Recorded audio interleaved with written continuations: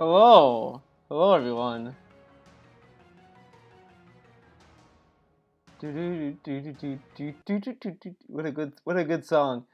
I was originally going to not eat during the stream. I did not plan on eating, but I got impatient and I was like, I'm gonna eat some meatloaf during this stream. I'm sorry. I'm sorry those of you who don't like that. Nothing I can do, as they say. Okay, let's see. There we go. Fix that. So we'll watch some random DSP stuff, I guess, later. But I think we should go through this. So yesterday, Frenolith went crazy. This particular chat cap came last week, I think. This was between streams or so. So let's go through this. Uh, OMG, it's Darkside Phil. I got my 10,000 penny points. You losers like Chad Warden are seriously sad, dejected fucks. You spend hours on the interwebs, tuning into a stream of an adult streamer pushing 40 years old just to troll him and see him suffer. What does that say about your own psyche and lack of a bona fide social relationships with other human beings? Okay, we can start off with this. First off, Chad Warden. I have a theory on the guy. I think he's Kozatov. I know he is. Got him. I only make that assumption because he does the same like spam post that he did in the past. But anyways, dude, this is so fucking lame. Like really, really? Oh, like he says that you troll a guy who's 4 years old. What does that say about a 40-year-old who gets easily trolled by people younger than him? I mean, it isn't that kind of sad. He does internet for a living, and he lets people younger than him get to him. Okay. And then Elio was like, "You just like to see him suffer." Well, friend, why do you think he gets such special whales? But anyways, let's continue. If your time was fulfilled with meaningful, positive relationships with other worthwhile human beings, you wouldn't have time. Oh shit. I got other human beings to talk to, guys. Other human beings.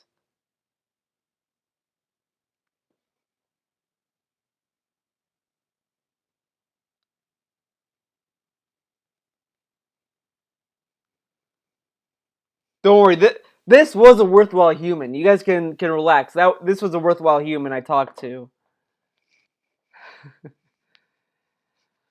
Positive relations with other worthwhile human beings. You wouldn't have time to come onto DSP's stream to try and low-key troll him for the lulz with your wet brain shenanigans. Wet brain shenanigans. It's Cleo on the other line. She does make snacks. Now, I like how he's shitting on people for coming to his streams to do whatever, but he is literally spending the same amount of time white knighting Phil. It would be as pathetic to white knight for Phil to troll Phil at the same extent that Frenolith is doing it. The only difference is that we are probably more oh my god. Let's put this on silent. It's such nonsense. He's fucking shitting on trolls for just trolling for free. They can get banned. This guy is such a lolcow in of itself. Like it's insane. It is insane. I'm not like oh. Okay. Mm. I'm sorry, like, for some reason, dude, it's the phlegm. It's attacking me, okay, guys? So, if I'm, like, doing this a lot, don't worry. It's just me trying to quietly handle what's in my throat, okay? I have to take care of it, okay? I'm sorry, that's happening. Nothing I can do, dude. Nothing I can do. And I don't have post-nasal drip. I know that for sure. It's probably just allergies. It's seasonal changes. You know how it is. Airplane mode while you are on the tubes. Like, no snorting and talking about taxes? Wow. Oh man, I should talk about taxes. Think about it. You're on a spectrum of cringe. By the way, he says wet brain. He then later says smooth brain in the later stuff we're gonna get into. Now, smooth brain is apparently has like a racial connotation to it, and it's a term that the using apparently. Oh god, what the fuck? What the fuck was that about? No, not now, Indivisible. We're not playing you right now. Jeez. The name of the song was Power of the Third Eye. The Power of the Third Eye showed its power to us today. I didn't expect that. I thought it was literally I thought it was a tip notification, but I was like, I didn't put a song as a notification. That would be insane. Oh my god. But Smooth Brain, I heard it's like from the alt-right stuff. I mean, we'll get to there when we get to there, I guess. Put Dance Macabre on? Oh shit, dude, that song rules. By the way, I'm gonna say this. I just recorded a new episode of the Artcast. It's coming. I'm gonna add new stuff to it, so get hyped. It's gonna have art book stuff. It's gonna have art stuff, and it's gonna have a review segment. So that'd be cool. He is speaking to us from the Chaos Realm. Did something? Wait, did something happen?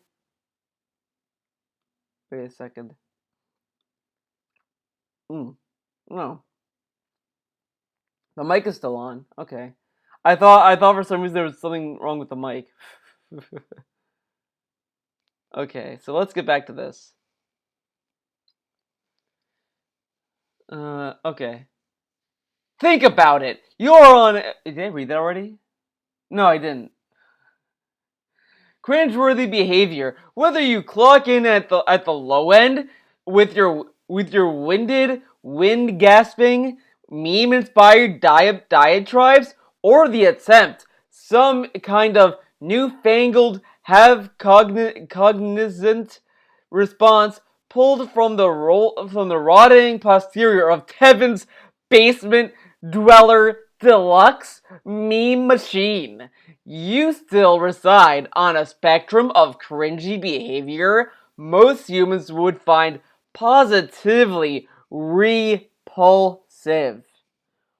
Damn, goddamn, man. You're slamming down the chalice on that one. Bam, mic drop, right? That another fucking nonsense here. He's shitting on people for diatribes while going on a diatribe. Wheelchair logic. And I like the random shout out to Tevin. Like, hey friend, do you watch Tevin streams? You probably do. Because I'm pretty sure he mentions Tevin memes, but yeah, that fucking Tevin guy. I'm kind of amazed that DSP has these special wheelchairs in his little chat that go out of like they hate when detractors watch DSP content because well you're watching someone you don't like and making fun of him. But then they go and watch Tevin stream, then go back to DSP stream referencing Tevin memes but shitting on Tevin, but then referencing Tevin memes at the same time and watching Tevin streams. Like, it's incredible how DSP fans find a way to outdo trolls. Like trolls, you can argue, oh, well, they're pathetic or they're dumb. But DSP fans one-ups them. That is just pretty cool, right? That DSP fans one-up detractors. So like detractors can be like miserable people, but DSP fans, they find another way to be more miserable. It's like they can't be outcooked, so they kind of go out of their way to do it more, so, which is more sad. It's kind of like uh it circles back to kind of the kind of trolls that were around with the SOK shit. But okay, whatever. Yeah, uh, everything we say is from Tevin. Obviously, we're all a hive mind. Beep bop boop. Uh, but let's continue. Imagine dedicating your efforts to canceling some average Joe streaming on the internet because you either A, put 120% into your work efforts and see no positive return for it, thus harboring some indignation towards Phil for being successful despite his unwillingness to kowtow to the Phosphorus PC culture, or B, you simply have so much built up sense of entitlement and self-righteousness that you find mildly successful politically incorrect streamers like Phil to be a person affront to your delicate snowflake sensibilities, a personal. What? Oh, I guess it was a personal affront. Okay. Oh man, I love the memes that he has here. So let's start with the big one. That DSP is an average Joe. We're trying to cancel him. We're trying to cancel Dark Spadil, guys. Oh my god, we're canceling him. Cancel culture, watch out. We're coming for you, DSP. We're coming. Cancel culture is coming for you. Like the meme, the great meme of saying what coming for you, right? Great meme. Uh, oh my god. I love that he considers DSP an average Joe, a guy that makes more than anyone else on the internet. Well, no, that's wrong. He makes more than most average Joe streamers. He makes more than them, but he's an average Joe, a guy who can get defended by Twitch, who's a Twitch partner, is an average Joe apparently. What does that make the streamers on Twitch who aren't even affiliates? What does that make them? What about them, Frenelith? Are they not average Joes? Are they below average? That's kind of fucked up. I would say that affiliates and non-affiliates are the average Joe streamers, while the Twitch partners are a little special. They get a little special treatment. They get a Twitch pimp to talk to them. I haven't gotten any special treatment, but it is what it is. Thank you, Zach. You know what? I'm reading the chat. No one is saying anything positive, but Zach said he loves my stuff. Thank you, Zach. Everyone else can take a page out of Zach's book and tell me they love my content. Just kidding. But thank you for the kind words, Zach. Oh, AZMG comes in with the one up. Loves Cleo. I love Cleo too. We all love Cleo. Praise Cleo. You have a Twitch bun. Wrong. Wrong. Cleo is not a Twitch bun. She is a bun. Cleo will not be identified as a fucking Twitch bun. She is her own bun. How dare you label her? Okay? Cleo is Cleo, and that's all we need to know. Alright? Oh my god. Hey, Thea, I love your video game girls and spinning. Spinning bun. Thanks, Lynn. I love them too. I add Aja and Razmi and Boutsai somehow. I need to find a way to add them. It's gonna happen. Oh my god, we're never gonna get through this. And I'm not gonna finish my lunch. But anyways, we got 120% so he talks about how DSP is an average Joe streamer.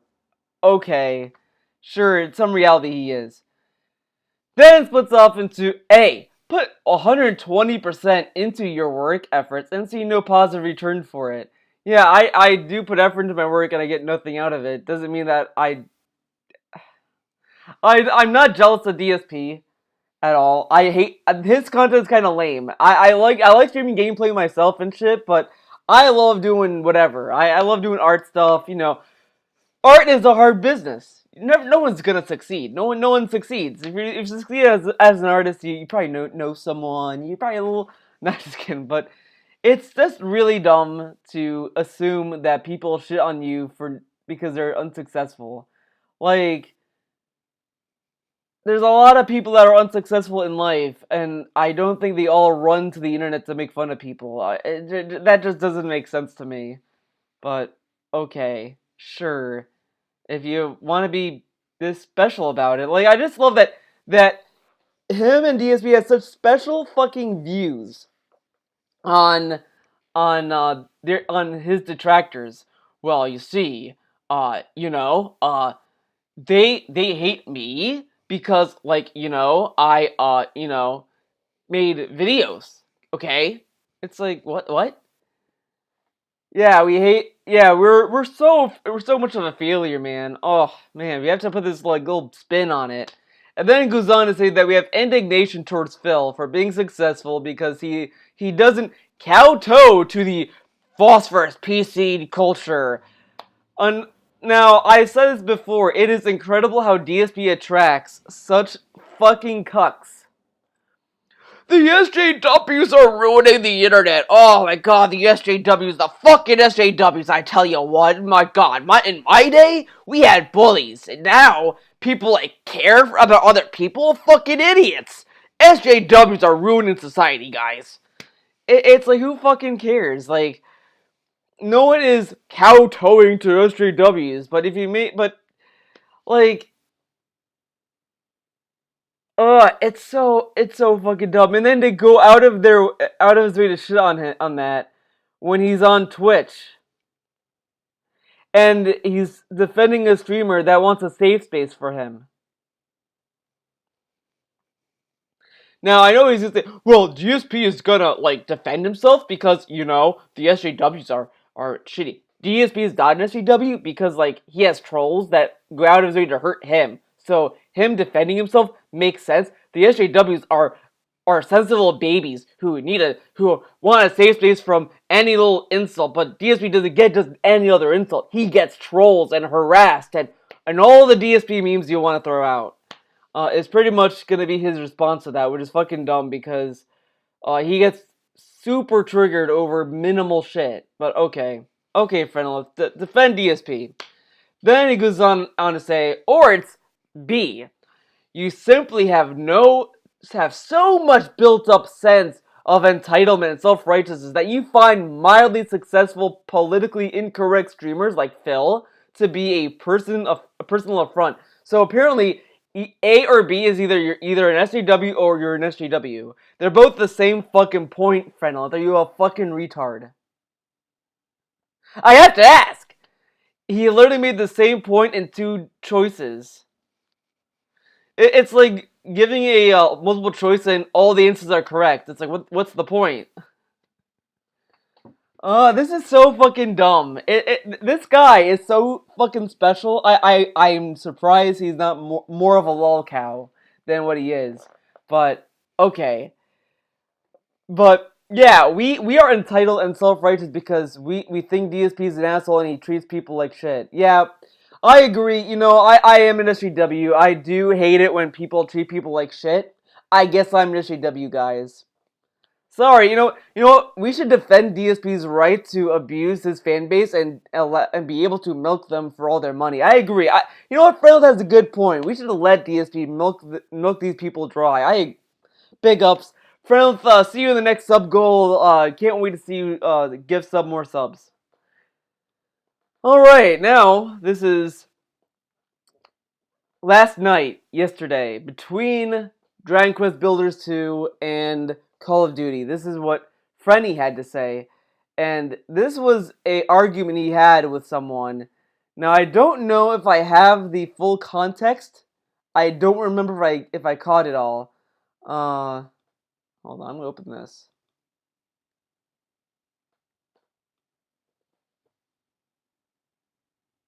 Oh my god! What the fuck? Guys, Guys, we might have breaking Frenolith content. Holy shit. Let's go to DSP's Twitch chat. We have to go, guys. Fucking Frenolith. Fucking stop. Stop. This is like harassment right now. Guys, this is like a harassment stream. Where's the pop out chat option? We're gonna pop this sucker out. Chat settings. Can I get chat settings? Pop out? Okay, we're gonna keep this on standby. We're keeping DSP's Twitch chat on standby right now, but we're gonna go through the Discord stuff.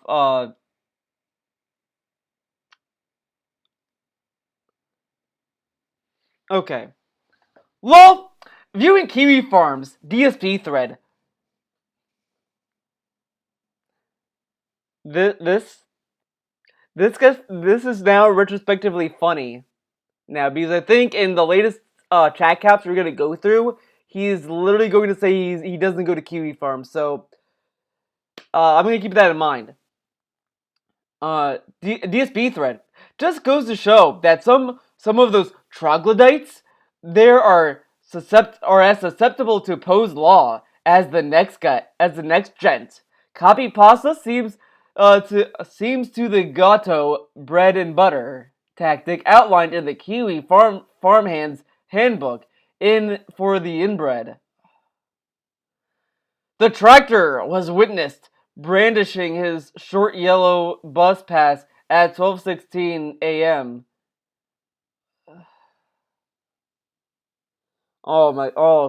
Friend trying to be funny. He's trying to make a copy pasta, dude.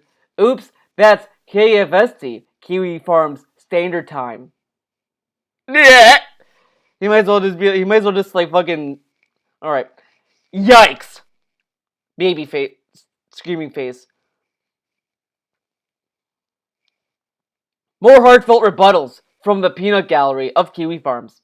Mollymoak abating his/her cognitive dissonance by painting me into some sort of anti-farmhand narrative where I'm looking to cancel tractors in the stream seems legit. I followed up by the highly triggered Moon Rocker who felt it necessary to assert their fruitful, successful, and fulfilling life, in contrast to mine. They don't need to provide proof though, because because my bit badge is their self-affirming crystal ball. Excellent work, per usual. You know, I'm almost tempted to join this little rabble of rowdy rascals on Kiwi Farms.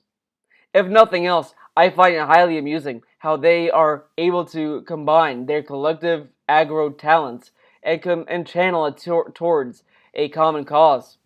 I mean, it's good to see that there is a place that isn't called 4chan for them. Sublimate and funnel their maladaptive impulses into.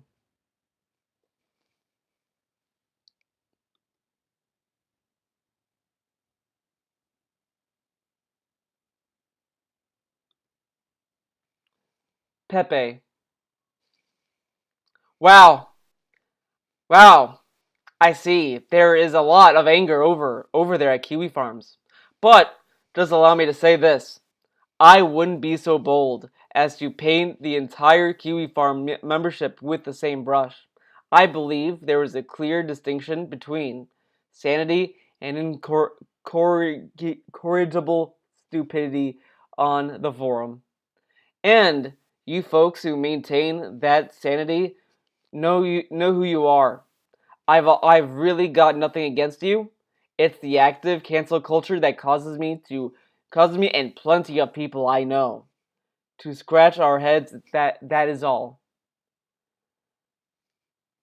Wow, guys, Frenolith just described everything to us. It makes perfect sense. When you go to a website, there are people that are extreme on one end of the spectrum, and then there's people who aren't. I know that is insane, but Reynolds cracked the code. He figured it out. He figured it out. Oh, it was made at 3 a.m. That's even sadder. So never mind. This isn't current stuff. My bad. Buster corrected me. Thank you, Buster. You're watching the stream. Thank you, buddy. But it was still 3 a.m.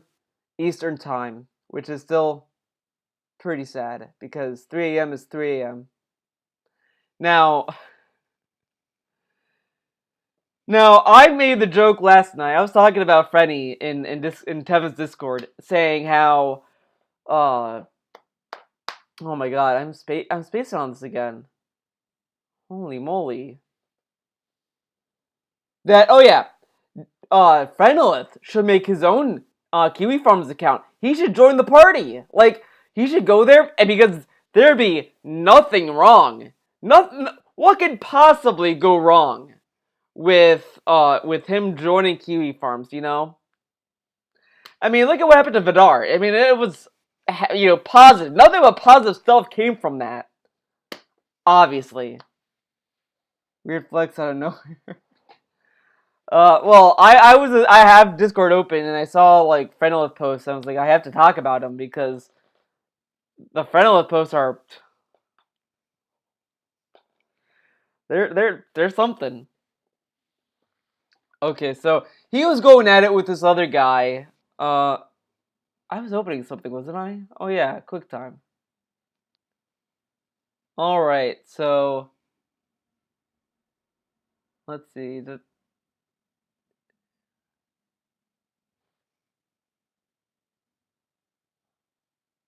Okay, I got the last half.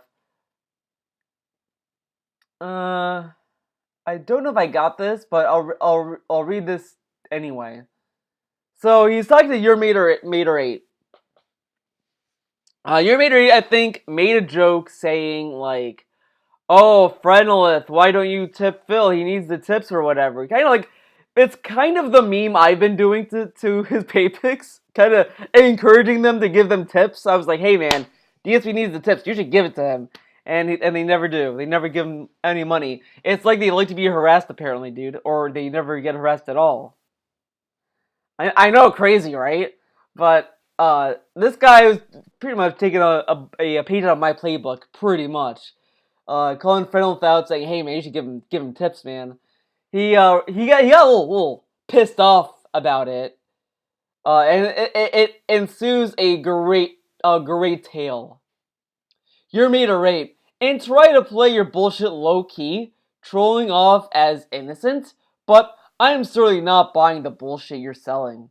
Anyone who has been attending Phil streams or went to Kiwi Farms is aware of the trolling. Trolling done to Planet Jeff for saying shit. I just tipped $1,000.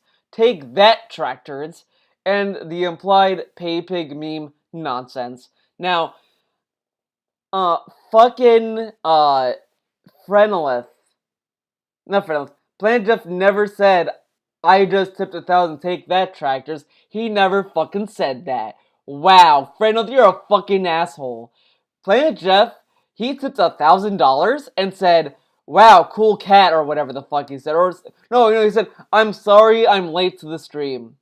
That's what he said, Frenolith, you fucking retard. He didn't say, take that, tractors. Wow. He was arguing with Your Meter 8 because he joked with him over... Yeah, pretty much. Your make rate, that's it. Oh my god. He was just making money right now, or Jasper's going to get taken away. So that's pretty much it. Okay. You even had to make sure you added me twice over it to make sure you were able to garner some response. And I'm gonna zoom in on this. I don't know why I do this to myself.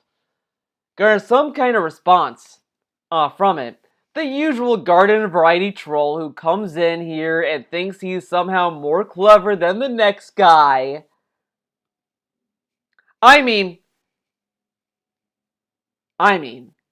people give Phil all this shit, but it's just because he's basically lived like a third of his life on the internet the past 10 years. I dare anyone to air their laundry out to dry for the rest of the world to observe in the same quantity as he has and see if they come out smelling like a rose. Okay, Frenolith, the reason why people kind of go into his dirty laundry to begin with is because DSP kind of needlessly went out of his way to tell us all the shit we didn't need to know. Like, when I do a stream, when I do a video, I don't go out of my way to tell you stuff that you don't need to know. Like, I'm not going to tell you my life situation because you don't need to know that.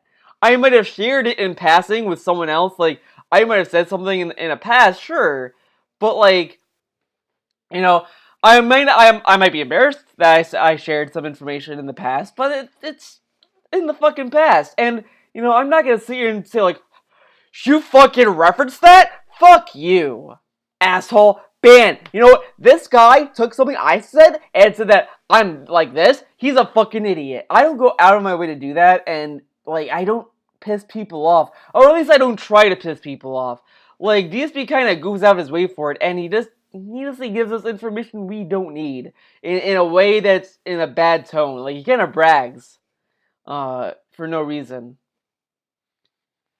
And like, there has been people on the internet longer than Phil that's still doing videos.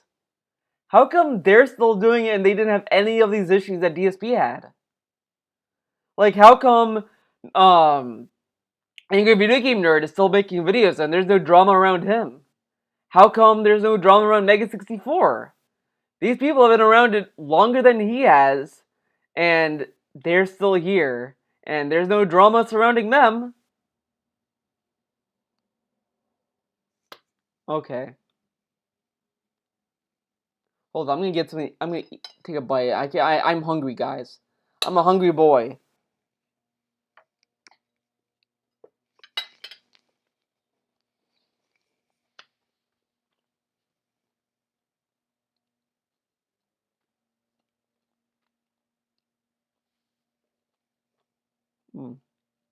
I don't know if you hear my chewing. Was that made by cat? No. I mean, I'm sorry. I'm sorry if you're literally hearing me chew. If it's bothering you, I will go out of my way to mute my mic. But I'm sorry. I'm sorry. I apologize. I'm sorry.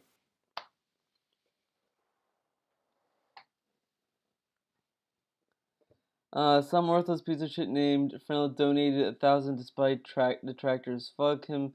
Go. Oof. So, now let's get into this. It's insane how they hold him to his standard of behavior.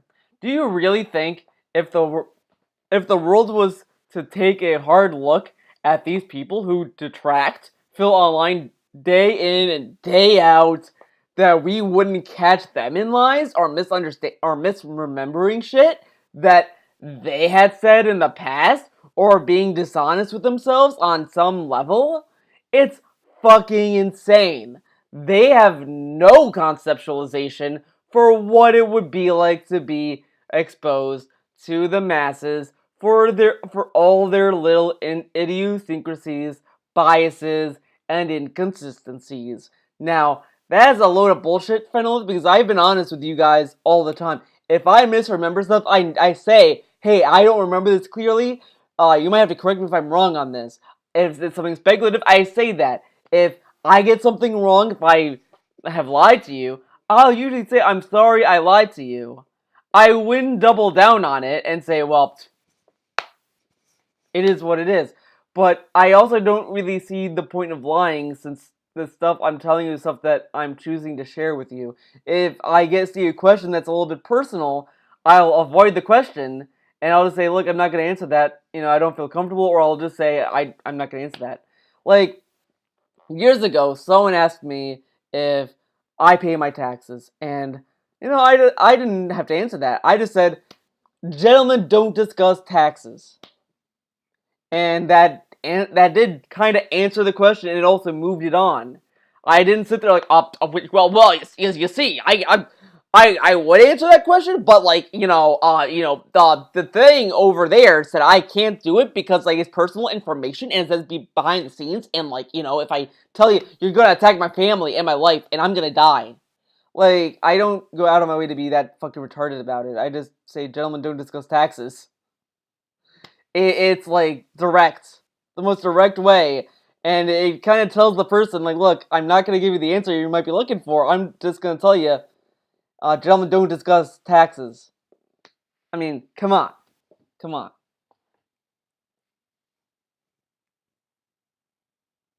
Wait, what? What's going on? Uh-oh. Guys, you guys are scaring me. Goddamn, okay, but do you pay your taxes?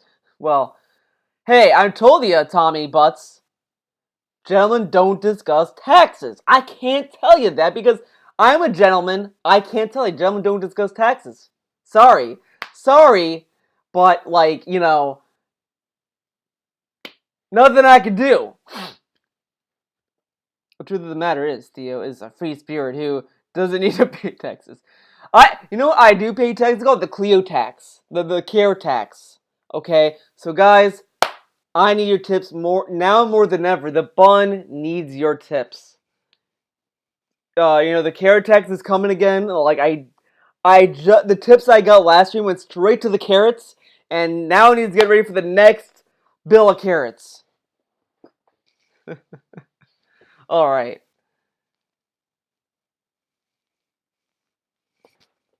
The thing I like about Darkside Phil's stream is actually interactivity, positivity, and chill vibes.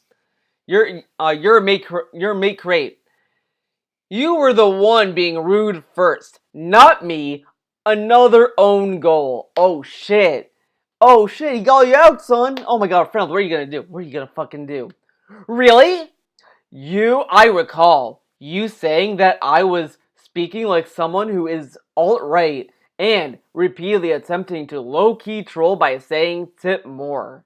So Frenolith, I don't know what happened to the stream, the cap, but Frenolith called people who troll DSP smooth brains, and your make rate literally said, hey, that's an alt-right term because it deals with smooth brains and shit and all that. Like,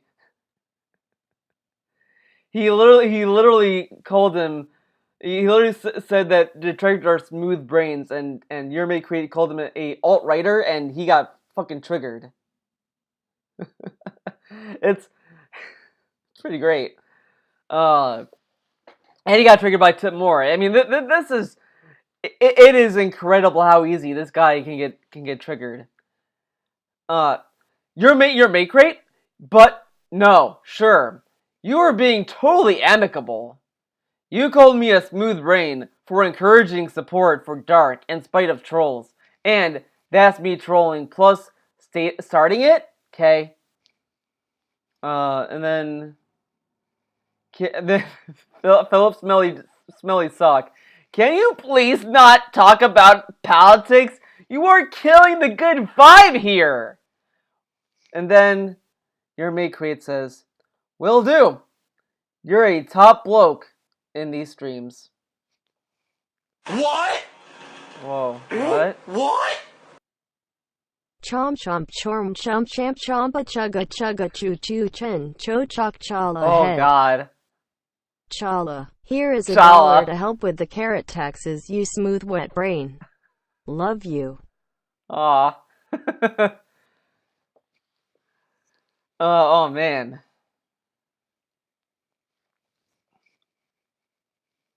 Oh. Oh my god.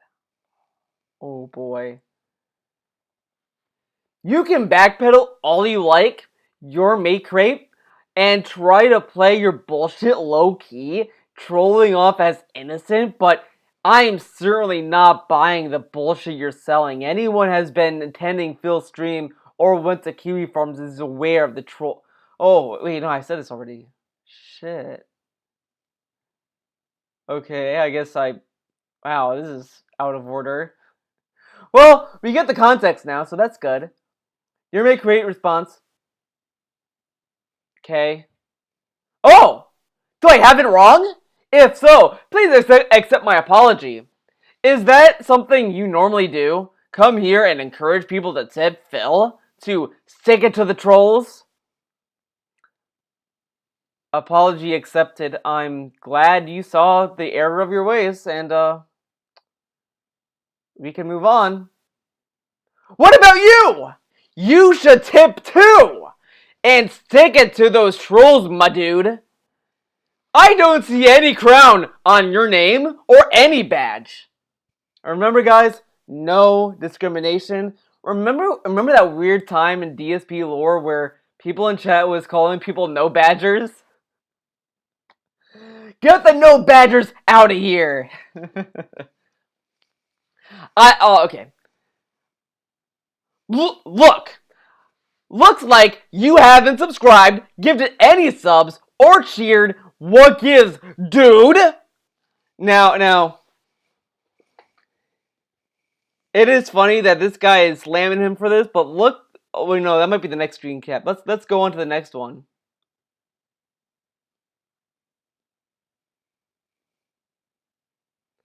Well, you make crate?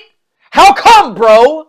Yeah. Meanwhile, some mod actually deleted my post. I mean, I guess I shouldn't be saying the R word, so I appreciate only having said comments removed and not actually taking a ban or a timeout. I've been following a lot longer than you've been a sub for longer, and tipping doesn't appear next to my name. Nor would I be dumb enough to use my real name if I did. Have you? I accepted your apology and said we can move on. Leave it, dude. Oh, no, we're not on that act yet. Following is not necessarily an indication of support. Kiwi Farms has been following Phil since like 2014. Doesn't mean they support him. Still, no evidence of any contributions, spelled in a detractor way, by the way. Now, it's funny he's slamming your make rate for, well, actually, no, it still might not come up yet. But he shits on him for just following. I want to see your next I want you for my next fanfic. Alright. Cool, dude. But it is incredible how he is slamming people for just following. You could just follow DSP and that's not good enough for Frenels. Frenels wants you to do more than that. But he's right, he's trolling too, dude. What gives? Dude, you've been following since 2017 and you're completely badgeless. Seems a little odd.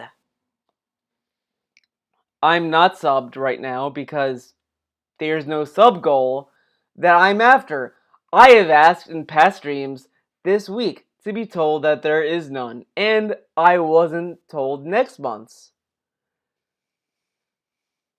Here it is. So he slams the saying, "You've been following since 2017."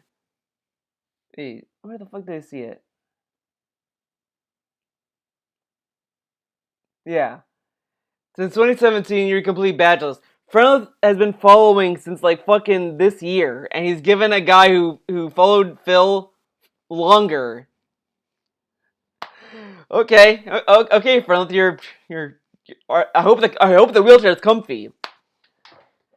How does one tell how long they've been following?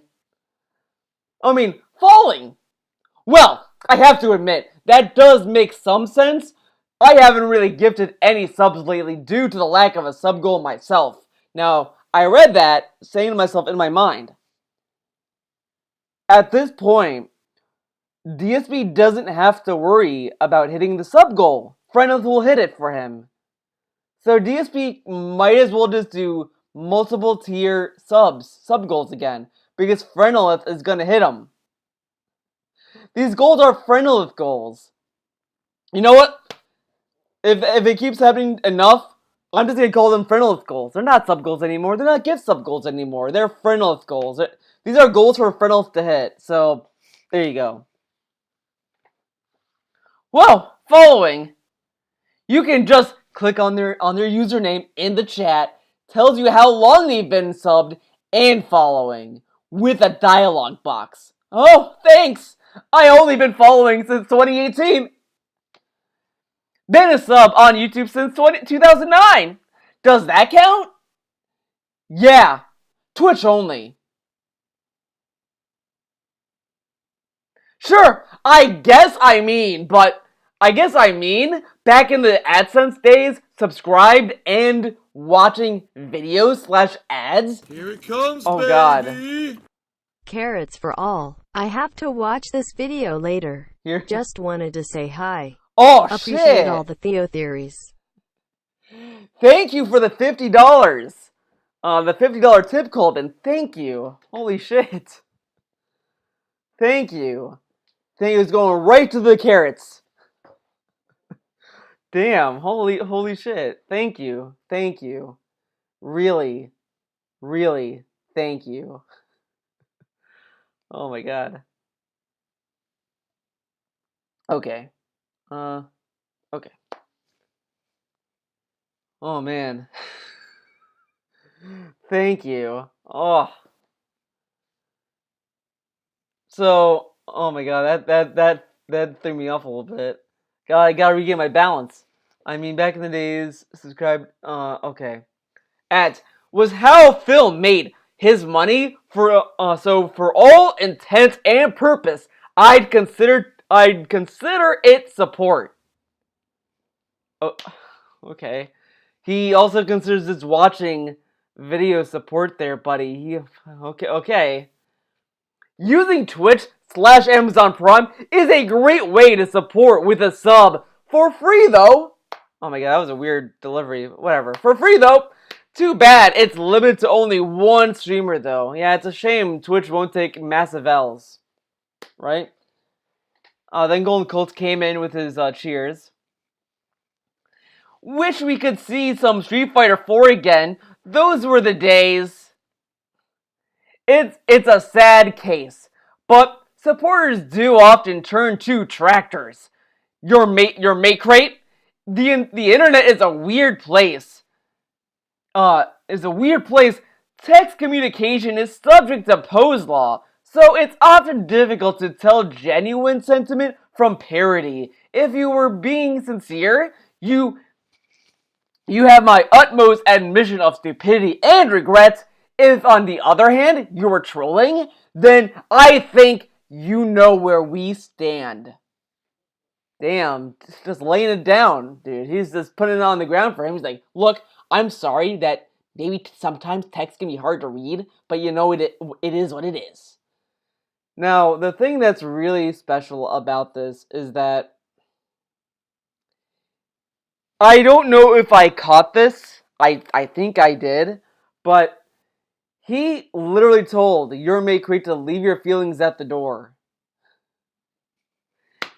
Oh my god. This fucking guy. And then he's like, look, if you're just trolling and you weren't being, oh my, wait. If you were being sincere, oh my god. Holy shit. So, if you fucking joke with this dude, just have any meme thrown at him, he will like fucking go off, and then and dude, this guy is so fucking special. Like, I watch a streamer, Coquette, whatever. I watch her. She does art streams, pretty fun art streams. I sometimes do shit posting in her chat and do sarcasm, and she doesn't read the sarcasm, and part of me gets a little annoyed about it because I thought my sarcasm was pretty on point, but she wouldn't get sarcasm, which is fine. Like it is what it is. Not everyone can catch it in text. But I don't fucking sit there and be like, oh my god, you didn't get the fucking joke. Oh my god, fuck you. No one fucking gets this uppity about sarcasm that I've seen. Oh my god. Oh. You're saying this stream, right? You saying this? What? I'm confused. Again, oh shit. Alright. Or are you saying, or am I saving the stream? The stream will be archived. It's. I don't delete my archives or anything because nothing bad happened to this channel yet. So, how long till this dude gets doxxed? I don't know. I know it's an interesting development. We'll have to see. I'd love to see more Street Fighter 4 too. Even if the community has moved on to 5, there will still be some stragglers and holdouts, like on the Street Fighter Anniversary servers. I don't think it would be impossible to find some matches. Yeah, Street Fighter 4 is probably more alive than Street Fighter 30th Anniversary Collection. Just, just saying. Yeah, people still play Street Fighter 4. I tried to spam it in chat once. DSP ain't having it. I think he's just over the game at this point. Gee, Fresnel, do you think? He hasn't played Street Fighter 4 since what? 2015? What a great deduction there, buddy. He's just over the game at this point. Me too. I tried Street Fighter 5, but I hated it. I always loved Street Fighter 4. Besides, Street Fighter 3, it was a Street Fighter with that sort of up the ante with dashing, those inky charge moves, cancels, those one frame lengths, and all that next level shit. I was a bit intimidated to learn. He was intimidated to fucking learn Street Fighter 4. Street Fighter 4 is the most basic Street Fighter game that's fun. I don't think it's that complex. But then again, I don't play at a high level either in any fighting game. But like, I like how you call us focus attacks, inky charge moves. I guess that shit had been going on though for a while with NetherRealm and Arc System Works games though. Wait, what? Whatever. Man, it took so long to get good at Street Fighter 4. I don't know how. I don't know a whole lot about it. Really? Phil or Maximilian dude could tell you way more about that shit than I could. I could probably tell him more shit than he could as well, and you know. Well. But oh, okay, I get what he was saying with NetherRealm. Like he's saying that it was intimidating to learn NetherRealm games. NetherRealm games. Okay, and RX System Work games. Well, kinda. But I mean, I still think they're fun. You don't really have to master them to have fun. Well, Phil is actually the one that inspired me. That's pretty cool. Yeah, I started watching him when Marvel vs. Capcom 2 came out for Xbox 360. That's how I found his Street Fighter 4 vids too. I mean, people give Phil all this shit, but it's just because he's basically lived a third of his life on the internet in the past 10 years. I read this already. Oh my god. What the fuck happened? Okay, so I read this already. We're going to the next one. Let's see. We're on this one. I read that. Biases and inconsistencies. Okay. So I think we're here.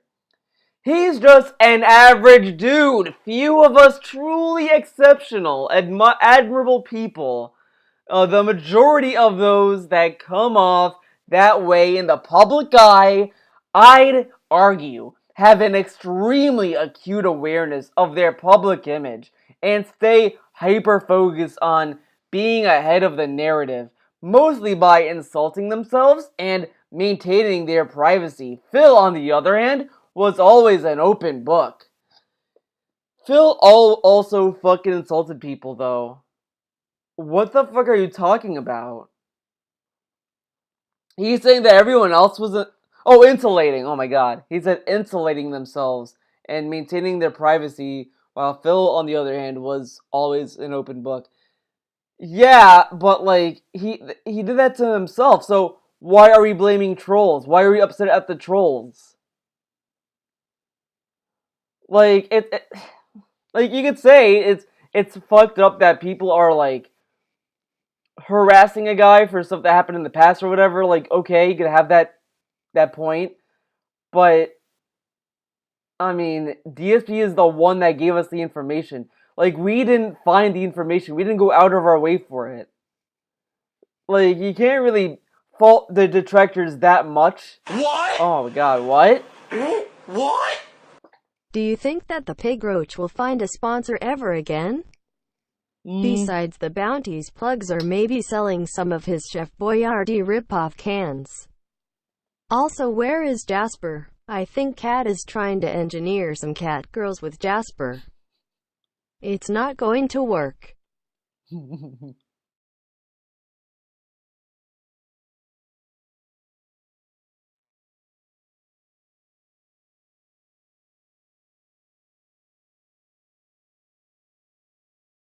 Oh my god, dude, it's so cool that I can go straight to OBS down here and I don't have to worry about anything, dude. Isn't that pretty cool, right? Yeah. Oh my god, let's see. What was the question again? Okay, will he get any sponsors? I think he can. I don't see why he wouldn't be able to. Uh, I mean, the thing is that I don't know what to believe with the bounty board, with the bounty ship, because the meme with that is he said he was kicked out, and then, like, right after Ask Creed Odyssey. And then after that, he said, "Oh, I was kicked out, man. They kicked me out the bounty boards." And then he then said, "Well, I was offered Magic the Gathering for the bounty boards, and I didn't want to do it." And then he never did bounty boards again. I I kind of feel like DSP found that him saying that he cannot be on the bounty boards have probably helped him maintain the image of a victim. You know how DSP is. You know, he loves being the victim. He loves it. He loves this. So, I mean, he could. He could get another sponsorship. I just think, honestly, as much as like the trolls are gonna probably tell the sponsor, "Hey, man, this guy is toxic and shit," I think DSP would ruin it at some point on his own as well. I think it'd just be a whole hodgepodge of things. And I also think that OP Seats video, I really do think that hurt him. Because that video was so fucking petty, and and I looked at that video and was like, who would want to do business with this guy?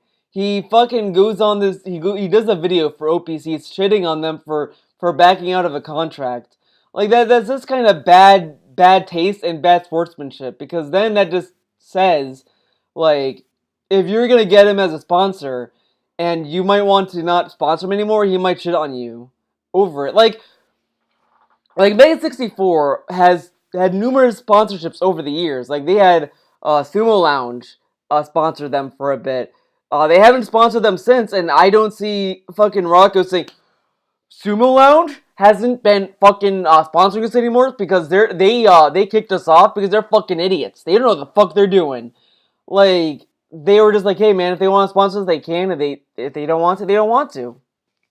And that's pretty much all it is. Because I think one time, a long time ago, someone literally asked them, like, hey, you know, I've noticed that you used to plug Sumo Lounge and now you don't. Is there a reason?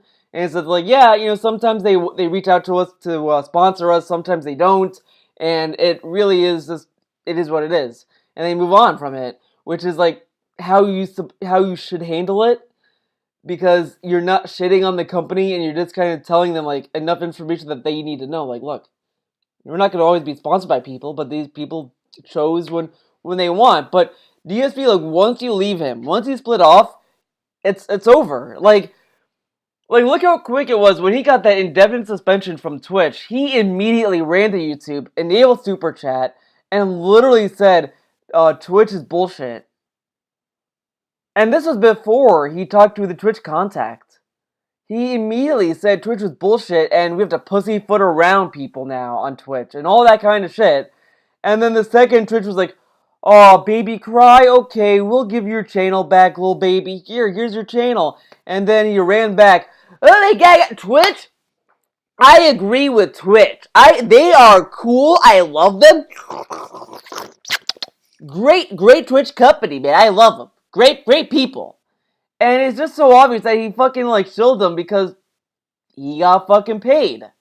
Or, you know, he got channel back. So, this whole thing is fucking nonsense, and it's unfair to other streamers to kind of put Phil on this kind of pedestal when he did to himself. Jasper, I think, is just... I just don't think there's anything in that room for him. Like, he literally only went into that room because he never was able to go in that room before. So that's why we were able to get him on stream. And now, and I also think it's because of the Halloween toys. I think DSP low-key doesn't want Jasper fucking around with the Halloween decorations. So he probably doesn't want Jasper in the office when he has the decorations up. That's just my little theory on that. Part of the theory. The other thing is I just think Jasper got bored and DSP never wants to put cat toys in the office like he said he would for some reason. So I think that's really what happened. Is just that Jasper got bored and he just didn't want to go back. And there was toys on the couch and DSP doesn't want Jasper to fuck with them because someone might want to name them. A few of us are. It's amazing how these geniuses on Kiwi Farms have no conceptualization for the basis of truth. I mean, holy fuck. People should have sole domain over their ability to make mistakes, be inconsistent, biased, or live imperfect lives, as long as no one else is being willfully, directly hurt in the process. Like, what the fuck is your damage? How am I hurting DSP, friend? Oh, because someone watches my videos and say, well, DSP sucks, man. Duh.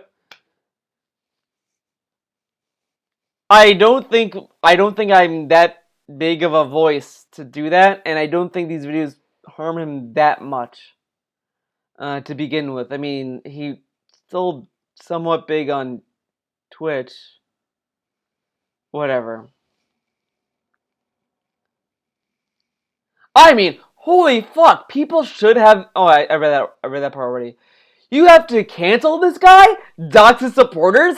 Where the fuck are your priorities at? What on earth is so abjectly plain and desolate about your existence that you have to seek this one guy out and to apply the sunlight to every square inch of his life over?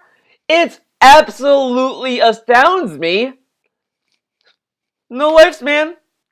Well said. Lol. Seriously, go outside. I mean, if you're leading a productive and fruitful life with real world concerns and responsibilities, how on earth would Darkside Phil ever get on your radar? Much less take up any real estate with your conscious mind to the point of having to go over his chat archives to track his earnings and then spend the time it takes to seek out his supporters and their personal information. Tekken Scream. Oh, man. Oh. Oh my god. So he goes out of, so it's okay for people to have their sole domain and the ability to make mistakes and all that kind of shit. But as long as no one got hurt. Like, fair enough, but what damage has DSP gotten this year from us? From the haters? Just think about this for a second. DSP goes out of his way to tell us that this has been the most positive year for him. He had a extremely successful debunk video that went viral, dude, and put him in a more positive light. Made him a really cool guy. And then he had the interview with the quartering that he said was also positive. So how is he getting hurt this year from detractors? Oh, behind the scenes shit, but he said this was the most positive year. Oh, okay. Pretty cool. It's so cool, man. Oh, man. And then he goes on to say, you have to cancel this guy? How are we canceling him? How? Is Twitch watching my stream? Is considering it? I don't fucking know. I mean, and this is also kind of shitty that Fernald is saying this when DSP has campaigned for cancel culture. He campaigned to cancel Tevin. He campaigned to cancel Text, Bill and Text, those channels. DSP has campaigned against many things, and Fernald White Knight's that guy. So, Fernald, do you agree that Tevin should be off of Twitch? Oh, no, well, no, you see, it's okay for Tevin to be canceled because, like, you know, he did toxic behavior.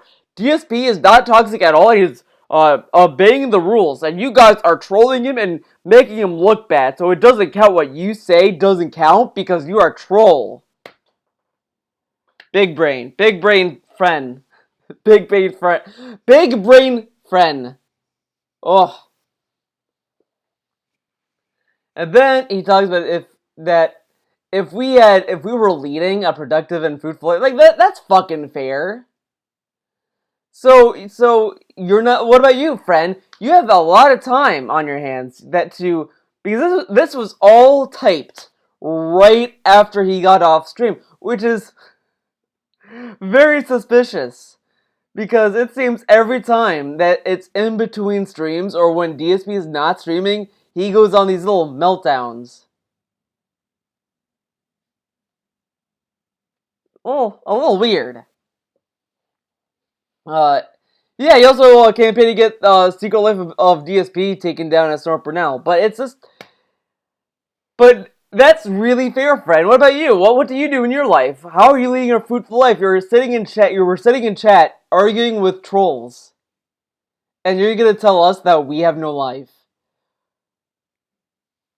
Great rebuttal there, buddy. Man.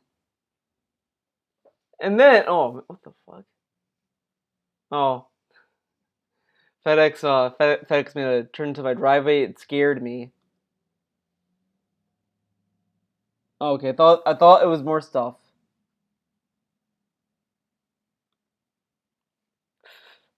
Thought it was more stuff. But oh my god. And then like he talks about like how other trolls that do other stuff that I mean I don't necessarily agree with either. Like I'm not like as I said, I mean you know my stance on the doxing stuff and all that. You know my stance. I don't have to go back into that, but like he does the same shit and painting us with a single brush, but okay. Oh my god, dude. We're almost done. Can you fucking believe it? And these brainiacs have the nerve to respond to these doxings with, "You're doing God's work." Really? God's work? Being that you're essentially every other human being's equal on Earth? Somehow, you maintain the self-righteous mindset to appoint yourself authority over who deserve what modicum of success online, and authority over how someone should spend their hard-earned money because you don't approve? What? Okay. Oh my. Oh. he got triggered over people using the phrase, "You're doing God's work." It's a fucking saying, friend. Are you familiar with fucking sayings? The guy said fucking, you're doing God's work. They're not literally calling him God for it. And, like, you don't have to, like, so dumb. This whole overreaction, like, oh my god, this guy is literally flirting with having Kiwi Farms dox this guy, and it's something. It's something. He basically went to Kiwi Farms and was pissed, but ultimately too scared to write there, so he went to have a tantrum DSP.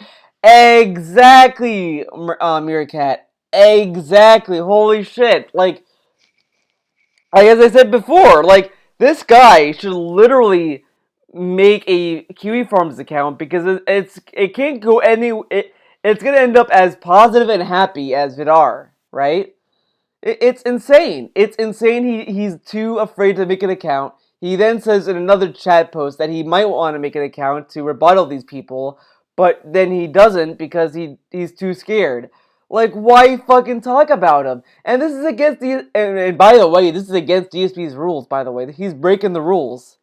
But he won't get punished because, it's Big Brain Friend. That is a troll answer, of course. They just hate Philly. They just hate Philly. How do these arrive at a place of self-importance and entitlement? Frenulf, frog up. Jelly. Yeah, well, if I had to guess, I'd put my money on a deeper pathology at work. Pathology? Is there something wrong with my cells? Holy shit, dude. I might be born wrong. I was born fucked up. God damn it. I should have known. Because pathology. Okay. Schedule. Monday, October 28th. Grand Quiz Builders 2 concludes, hopefully at 10:15 a.m. Pacific Time. Then its conclusion of Modern Warfare's campaign at 6:45 p.m. Pacific Time. Oh my god, I kind of don't like the Nightbot voice. It's pretty bad. Things like, yeah, maybe mental illness. I mean, it's one thing to dislike somebody and find them cringeworthy. Nothing wrong with that. Everyone has their own opinions about people, and we're all entitled to that much. If you're in it for the laughs or the drama, like watching the Maury Povich show, I can fully appreciate that.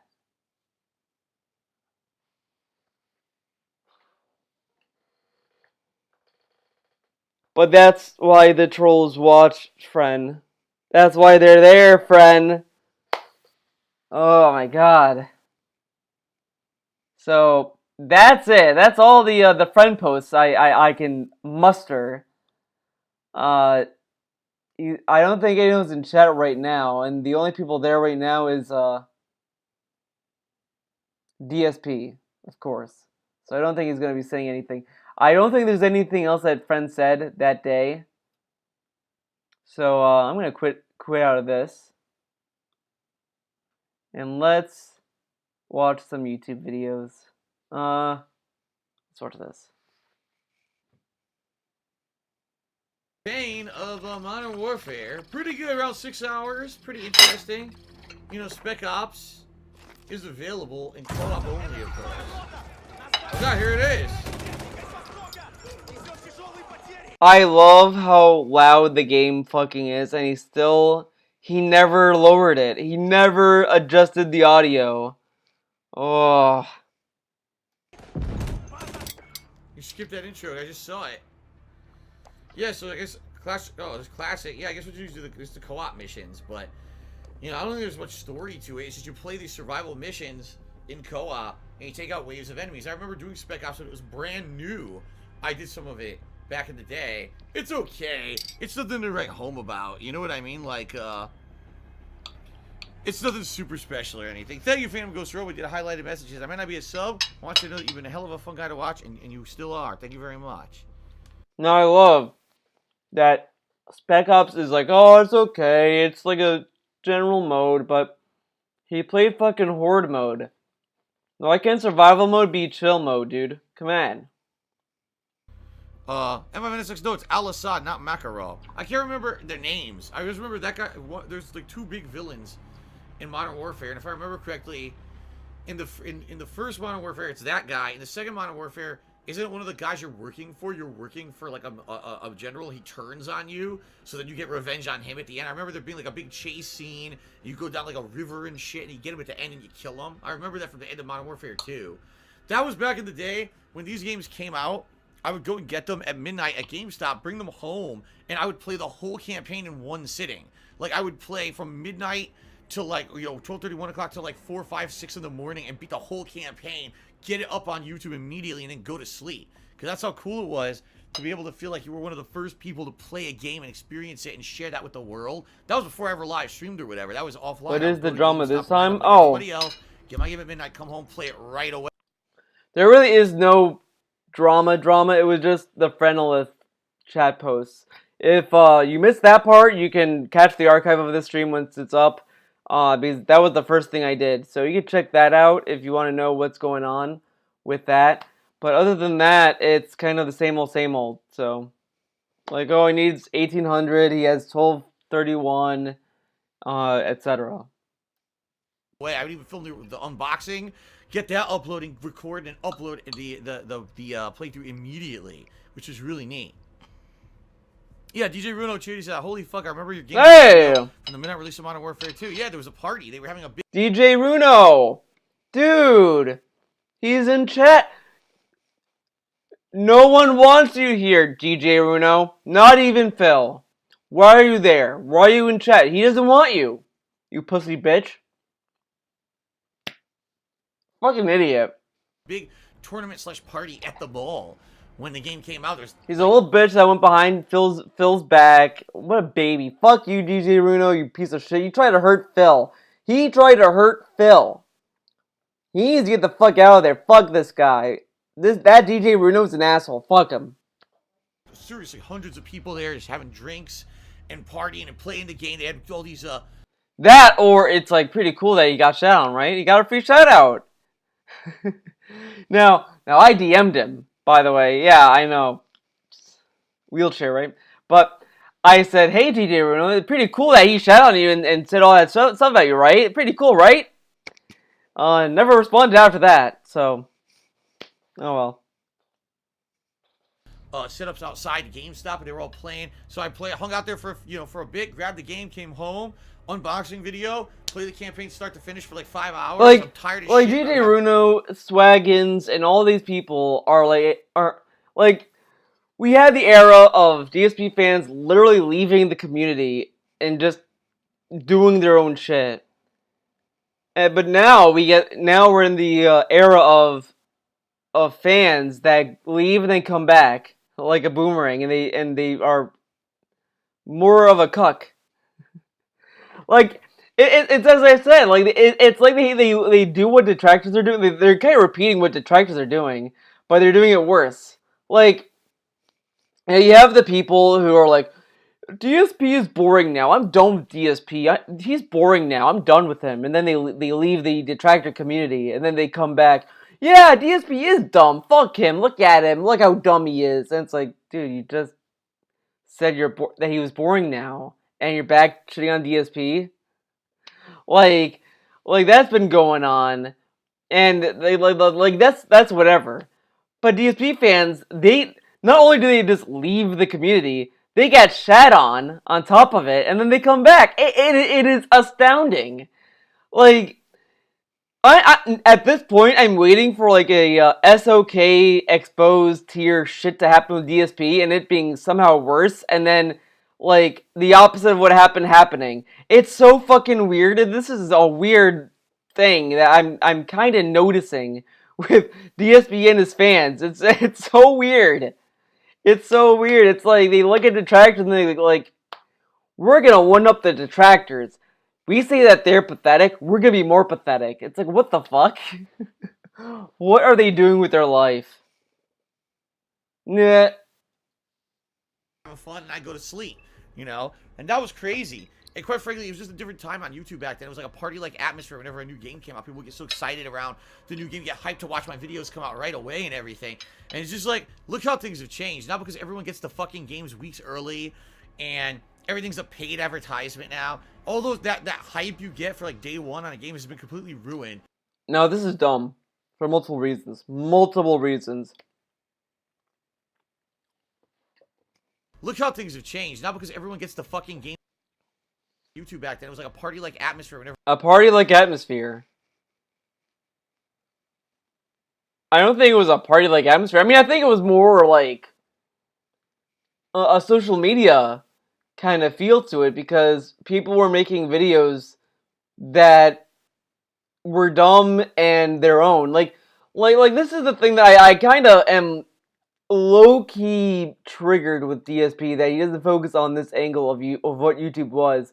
Like, people want to focus on YouTube in the sense of like, well, anyone used to be making money on it, etc., etc. But I think the real crime of what happened to YouTube is that way before money was even a thing with YouTube, people like made a lot of movies. There was a lot of drive that a lot of people put into their YouTube channel. That was like, do it yourself kind of stuff, and it was like dumb and cringy, and it was like it was a whole era of like people kind of finding their voice and kind of finding out are they even creative to begin with. It was something. But DSP doesn't focus on that. Instead, he focuses on, well, people would watch my videos, it was a party-like atmosphere. Like, I remember, and I know I keep bringing up Mega 64 in my videos, but, like, they used to, like, feature these weird videos, like, the two Dicky Birds. Like, and you're right saying, what the fuck is that? It was, like, this old man, like, this grandpa, like, doing a video this video was for his, like, kid, his grandkid, and he was, like, two little sticky, whatever. He was doing this weird old thing with his fingers and shit. It was like so weird, and it was like something. Now you don't get that anymore. Like, and DSP just focuses on, well, the money. I didn't get enough money, man. I thought there was more of a creative spark with that time period. People wanted to do more with their videos, and and some of those people got big. Whenever a new game came out, people would get so excited around the new game, get hyped to watch my videos come out right away and everything. And it's just like, look how things have changed. Not because everyone gets the fucking games weeks early and everything's a paid advertisement. No, this part is dumb as well. Oh my god.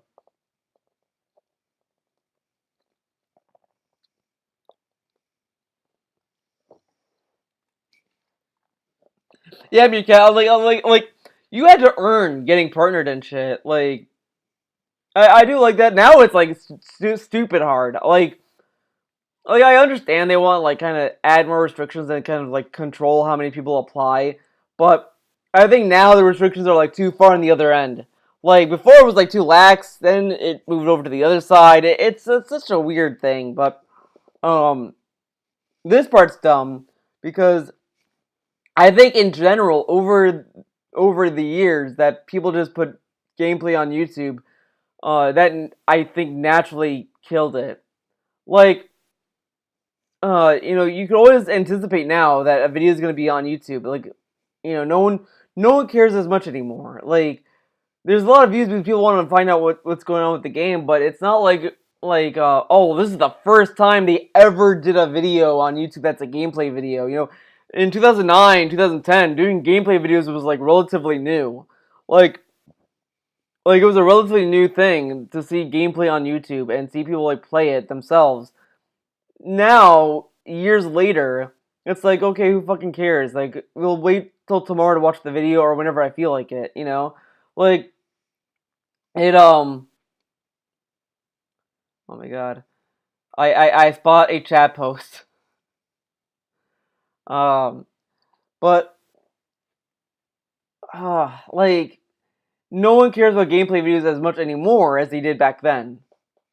Because it's just like you can find other videos.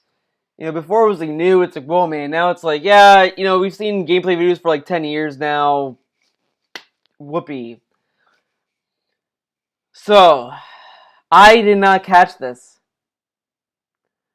There is a friend post in this fucking video.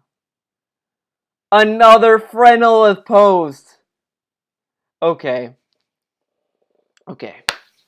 Let's get into it.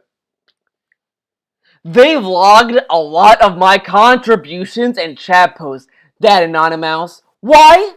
I have no fucking clue. Seems absolutely batshit insane to me to engage in that behavior, but you know, this is the interwebs, a haven of extremely depraved behavior of the social outlier, crowd, miscreants, reprobates, troglodytes, all on an anti-Phil crusade. Damn, Frenolith, you got him. Damn. Logging physical, like, chat posts, oh my god. Dude. Oh. Screen capping screens, so, like, it's a lot of work. It's a lot of work, okay? I do Shift Command 4. Do you know how hard that is? Like, look. Shift Command 4. And then, like, I take this, I have to, like, fucking drag the cursor like that. Dude, that's a lot of work. Like, no wonder I'm mentally ill. I have to do that every time I see something I want to share.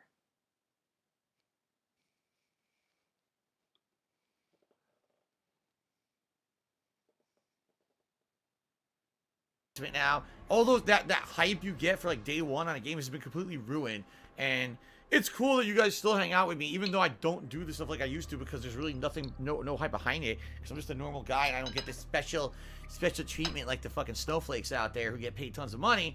I'm happy you guys still come and hang out with me. I used to, because there's really nothing, no hype behind it. All those that hype you get for like day one on a game has been completely ruined, and it's cool that you guys still hang out with me, even though I don't do the stuff like I used to, because there's really nothing, no hype behind it. I love that he said he doesn't do it because there's no hype. Why don't you do it for the fans? He's like, oh, I'm glad you guys hang out with me. Why don't you do a midnight stream to hang out with your fans, DSP? Oh no, you gotta hang out with your wife. The wife might get mad. Yeah, doing like one midnight stream, oh, that might lead to a divorce.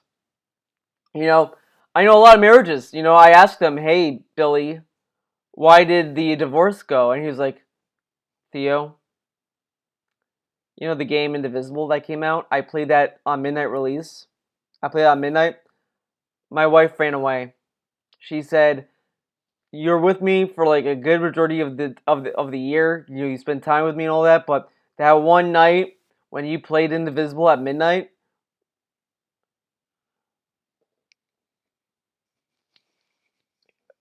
I heard something. What the fuck? I'm like, I'm getting nervous, dude. Did something fall? Oh my god, what the fuck was that noise?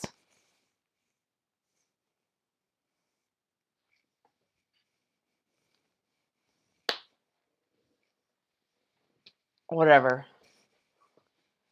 But man, it's like, why the fuck is this such a big deal? Why not do a midnight release to be with your fans? You know, the people who you claim you like hanging out with. Mm. Because I'm just a normal guy, and I don't get this special treatment like the fucking snowflakes out there who get paid tons of money.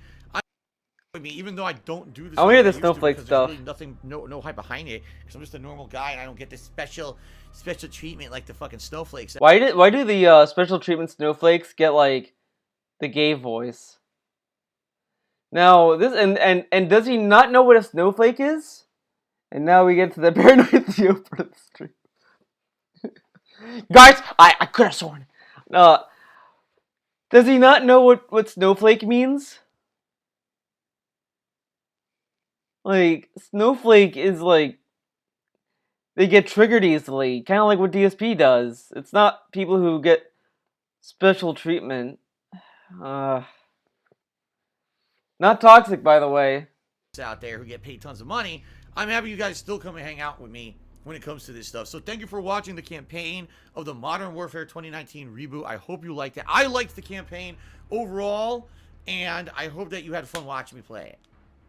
All right, thanks.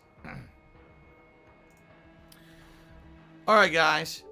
Well, you guys are asking me. Some people ask me, am I gonna do the co-op? I mean, I don't know. I'm not stoked for it. I know exactly what it is. It's gonna be 4-player co-op where you kill waves and waves of enemies. Well, the thing is, I don't even think it's Cat's fault that he does this now. I literally think it's DSP because I do think you can kind of tell what happened in the last relationship, and I do think that Leanna's the one that dumped him because if Leanna didn't dump him and DSP dumped her, he wouldn't change because there would be no reason to change. But Leanna broke up with him, and now he's suddenly all about, I need to spend time with Cat. Cat rules the house. It's obvious that he's doing it to compensate for his previous relationship that went south because he had a little bit more of a back then. But Lena didn't dump Phil. She walked out the door and never came back. Dude, what if Kat is Leanna? She got a little operation. She changed her identity. That's what it is. Why do you think we haven't seen Leanna? She became Kat. She was like, Phil, I'm getting harassed. I'm gonna go off and change my body and become Kat. That's my new identity. She changed her identity, dude. Do it. Just like it was back in the day when it used to be in the game. They didn't go crazy and innovate it or anything. It's gonna be pretty much the same thing, So, how do you know they didn't innovate? I am doing more multiplayer. So, first of all, thanks to everyone here who hung out with me tonight. Thanks to everyone who contributed. I know it was a slow contribution. So he's not gonna do the survival mode because it didn't innovate, but he's gonna do the multiplayer that isn't innovative at all. Makes a lot of sense. Tonight, I wasn't expecting. I'll be honest, I wasn't expecting much tonight, regardless. So why? Here's the deal.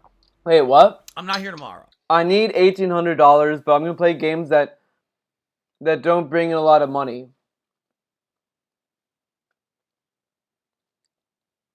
Makes a lot of sense. I mean, it still blows my mind that he fucking he knows Minecraft gets a lot of money. He can get a lot of money from Minecraft. And he's just like, fuck that, I'm not doing Minecraft. Fuck that, I'm not doing it. Fuck it. I might need the money now, but I'm not doing that. Fuck that shit. I'm gonna do Dragon Quest Builders 2 that no one likes, and I'm gonna do Modern Warfare, that a game that hasn't been getting a lot of whales to come in. Is he fucking dumb? And I'm gonna just say this now. He's gonna hit the goal. I guarantee either today, during the day off, someone's gonna tip overnight, like a big amount, or they're gonna tip on Wednesday. Now the thing that it's a little clown time on this is that if someone were to tip, like let's say someone tips $2,000, let's say, is DSP literally gonna count it towards the goal? I don't know. I mean, part of me is like, I kind of thought he was gonna wipe the goal down to 0 for some reason, but I don't know. I'm a little nervous that he's gonna be like, I only got cheers. You think he's counting anything big today? I don't know. I mean, he might, but I I'm not too sure. I'm a little nervous. We'll have to see, I guess. But either way, I think he's still gonna be in that house. I don't. If he doesn't hit the goal, he's still gonna be in that house. I'm telling you. All right. So please take the opportunity, head over to DSP Gaming, watch stuff on YouTube you didn't get a chance to watch over the course of the week. I'll be back on Wednesday with a full day of streaming, both the Outer Worlds and WWE 2K20, and it's incredibly important to me because I need to hit this tips goal. I have to. If I don't, I'm screwed over. So I need to hit that goal. I hope people will come out and be supportive on Wednesday for Outer Worlds and WWE, and that we can hit that tips goal by some people are saying, well, by when Wednesday? Truth of the matter is, if I could hit that tips goal, the earlier the better, because let's say I hit it, then in between the streams, I can actually make some payments, arrange for payments, and get them going through before the second stream starts. But if I don't get it, obviously, if I don't hit the goal until the second stream, then I could do it right after that, and hopefully it'll count for the next day. I think it would. I think it would count for the final day of the month. So hopefully. It is funny. He tells us last week that he has until like November 1st. November 1st. Like, oh, I have to pay these by November 1st. Then he puts it down to Thursday. Now it's Wednesday. Now, I don't necessarily know much about how maybe different places process differently, but I feel like if you get paid Thursday, it can still process by Friday or by Saturday. But whatever. I mean,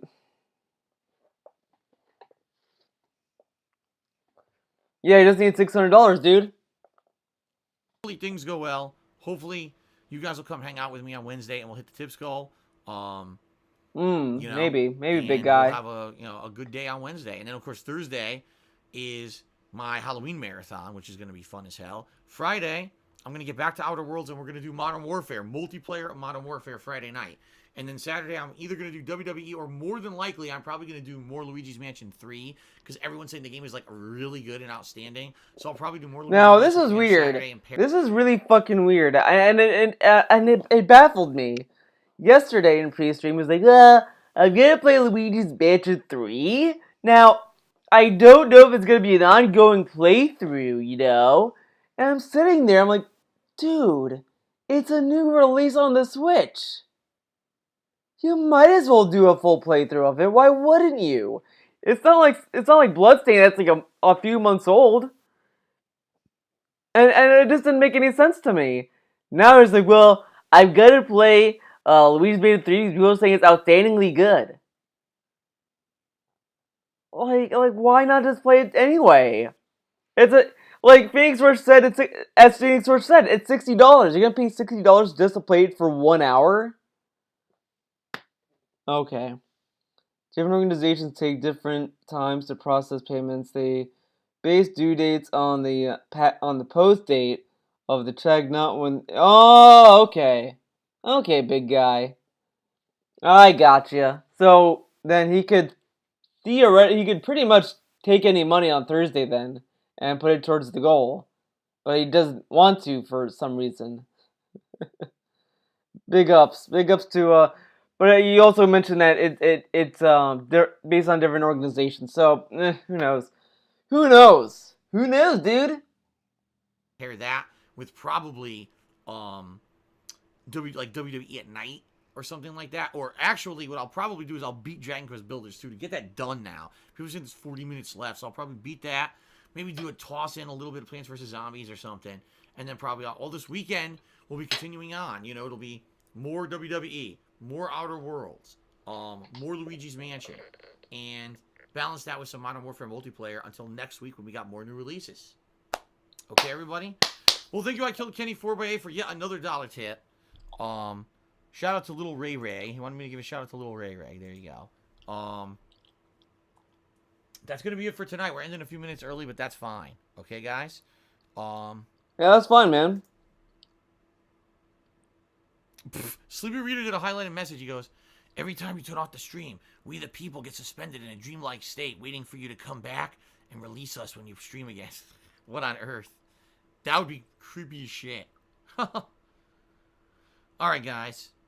Well, I can hang out for a few more minutes if you want to talk, but there's no time to play anything else. And Cat's home tonight, in a rare occurrence. Cat is home from work, so I'm gonna spend some time. Rare occurrence. Oh, I'm not gonna go. This is a fucking meme. That makes no fucking. There's multiple streams. Oh. Hold on, I'm gonna get something to drink and I'm gonna put the dish away. So while I'm away, you can enjoy a little viddy if it loads. Well, let's see. What should I play for you guys? You know what? You guys can get the Madden. You guys can get the Madden. I'll be right back. You know, when I do a big playthrough, let's face it, there's people out there who still do this is how you don't play videos, and I'm okay with them now. I don't care anymore. Being very honest with all you guys out there,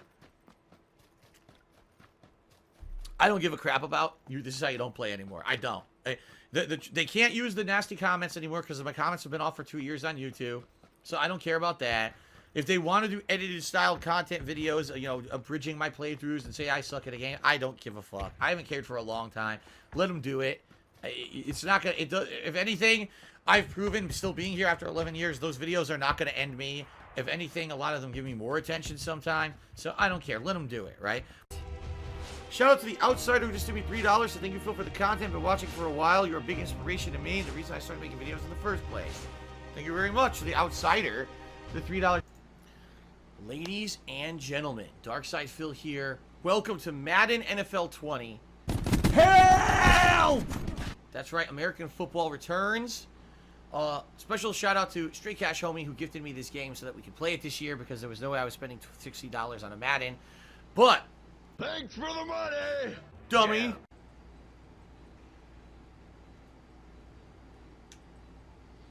Okay, this is you, huh? He's fucking black.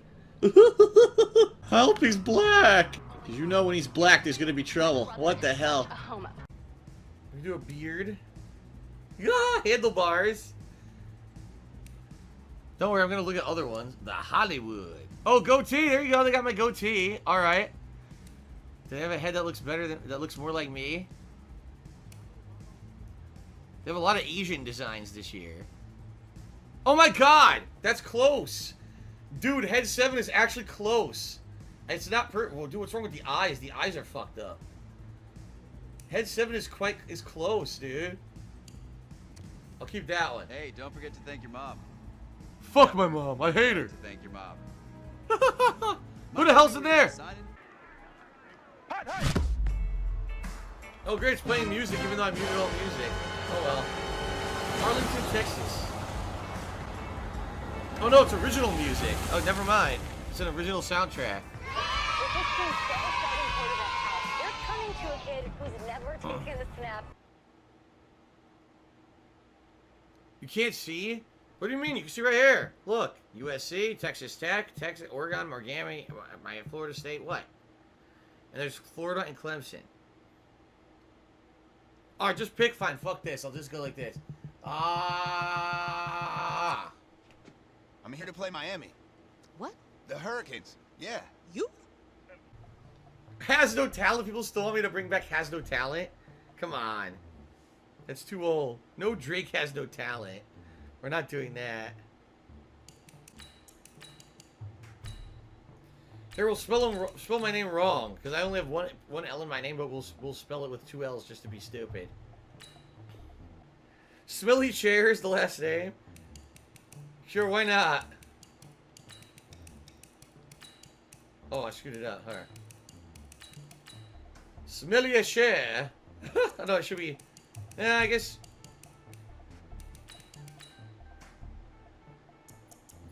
I'm trying to think how to spell it in like French. Smelly Chair. There you go. Philip Smelly Chair. That's you?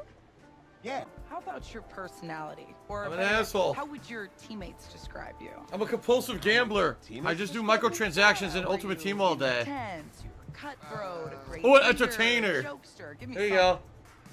go. You know, they say I like to keep things loose in the locker room. Football's important, but... Sometimes you won't be fast enough to escape the pass rush. In those instances, use R2 to run out of the pocket, and press R3 to throw the ball out of bounds.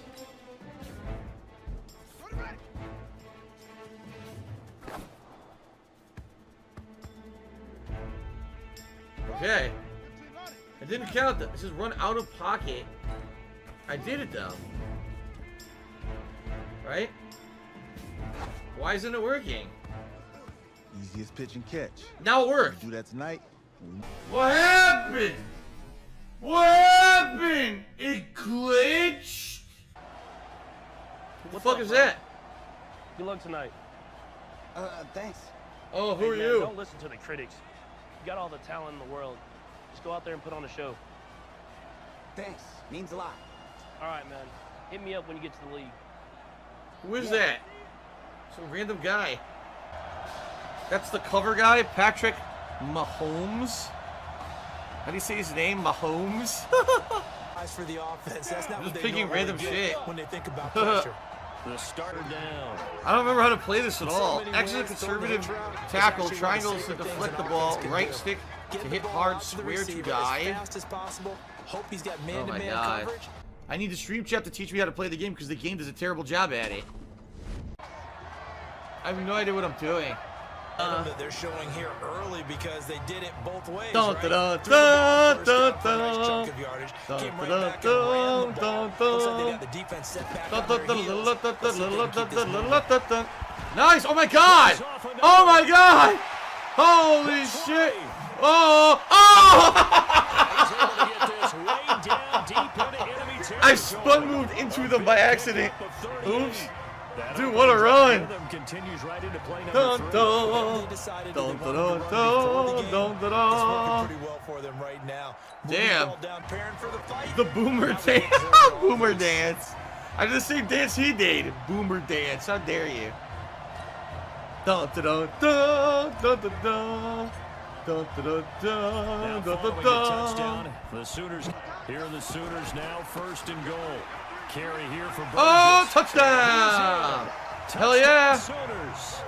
A 4-yard touchdown run. And the Sooners add on to their lead. That'll give them a 2-score Very nice. lead here, but I'm looking ahead. The boomer dance. Boomer dance.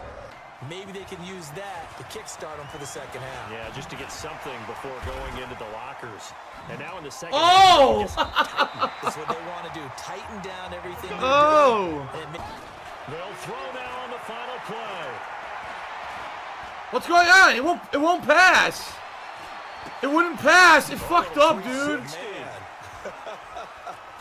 It fucked up. It wouldn't pass. It fucked up.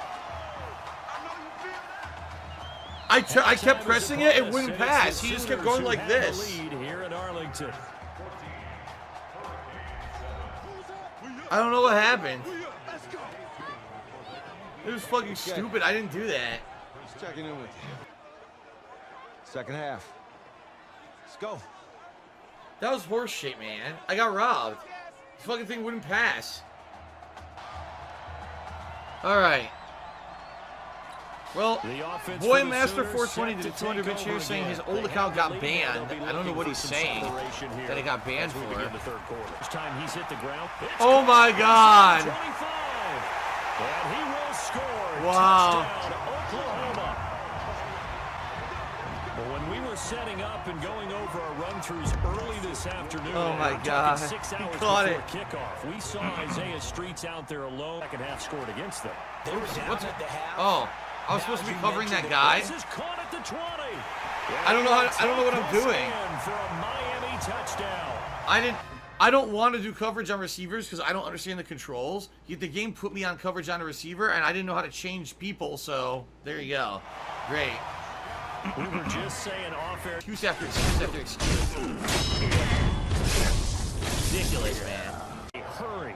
I didn't want to do coverage. I wanted to be a line So guy. if you're going to do that, you think to yourself, we need It changed points my player. right here on the opening drive, right? You don't just run Okay. the same things over and over. Some do. It's But circle maybe to change also your show player? something Okay, thank you. and then I'm come gonna back do with that next something else time. to keep the defense off balance. Relax, calm the fuck down, stop telling me how to play, and let me play my game. Call it the 24-yard line. All right, thank you, Boy Master 420 for 300-bit cheer. He says, "Have my last bits on this account." Okay. Thank you for the bits. Appreciate it. Indeed. Got him. Stop that. Oh. And that will be caught, but out of the end zone, says the field judge. It's ruled incomplete. What was that? Whoa, what? That football was in 3 of my receivers' hands and magically teleported into the hands of their receiver, but luckily they said it was out of bounds. Dude, it went boop, boop, boop, and then appeared in his hands. Thank God they said it was out of bounds. That was some bullshit. Unfair bullshit. That was nonsense. I don't know what to do, man. I can't stop them. Completion on first down.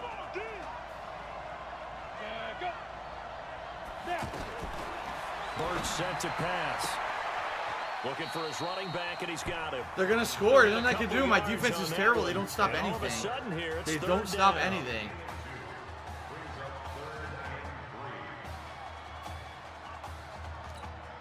Seventh play of the drive now as they come up on a 3rd and 3.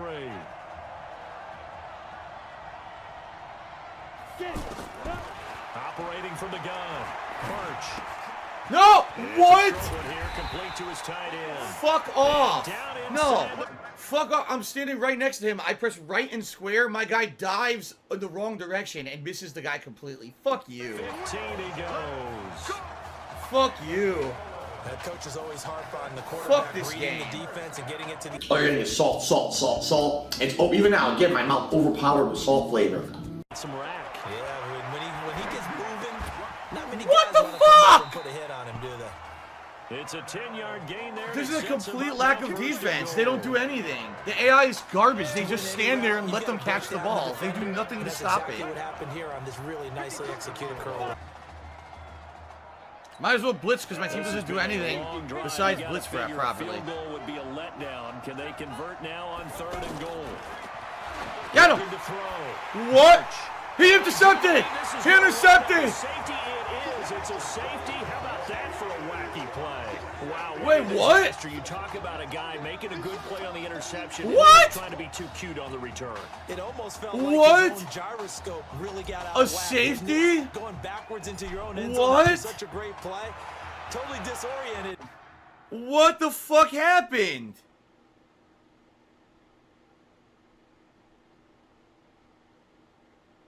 How are you going to tell me that's not horseshit? He intercepts the ball, lands, and they deem it a safety.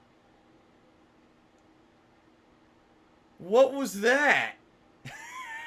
How is that fair? And now they get the ball back. Fuck this. I seriously don't want to play it anymore. This will be taken at the 10. Let's go, baby. Let's go. Are you out of your fucking mind?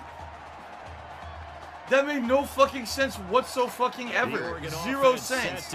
Interception, safety. You're under a minute to go here in the half. And try and increase it. But at the same time, fuck this game. I like where they are on the field. Got the lead. Fuck this fucking game. I don't even care anymore. I really don't. I'm angry now. I don't care. Fuck this.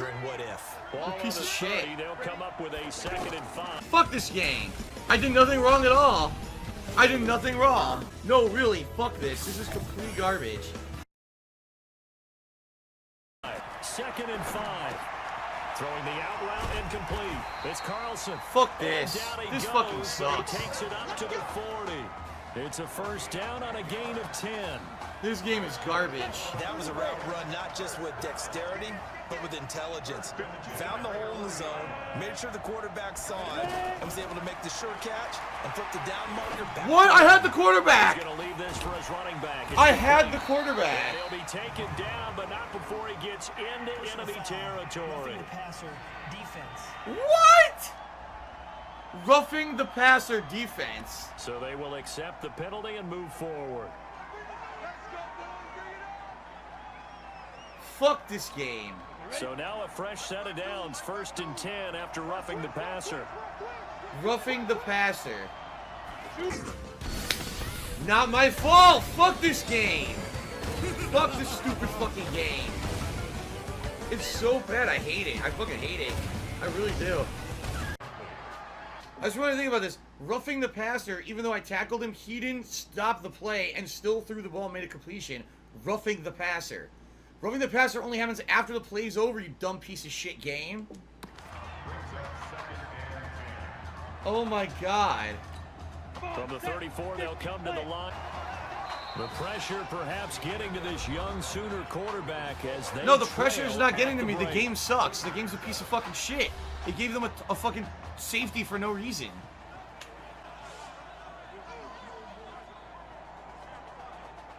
Now, yeah, look, they get the ball back. They get the ball back again. What the fuck? This game, I don't want to. Fuck this. I'm done with it. I'm done with it. I'm going to redo the game. Fuck them. I'm serious. I'm redoing it. I'm not going to lose the game because the game's a piece of fucking shit and it cheated 3 times in a fucking row. They could go fuck themselves. I'm going to replay it. Fuck you. Fucking assholes. Fuck them.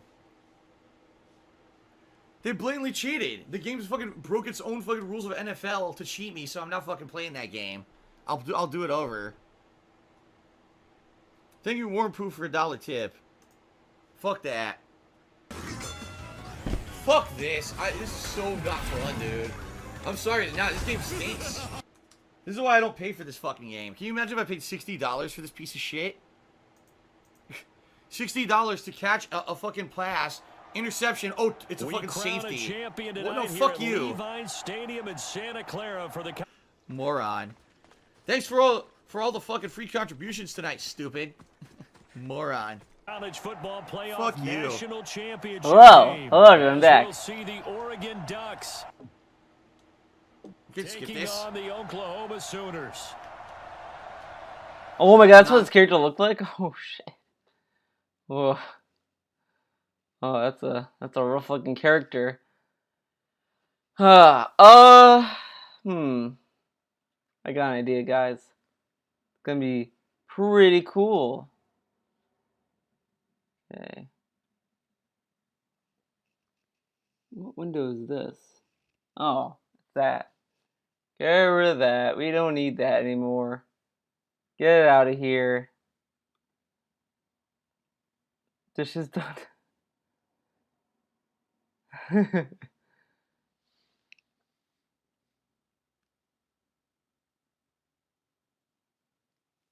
I'm gonna try something pretty cool. We're gonna listen to DSP stuff, don't worry, but I wanna keep learning the animation stuff in Clip Studio. So that might be maybe fun. So do new animation.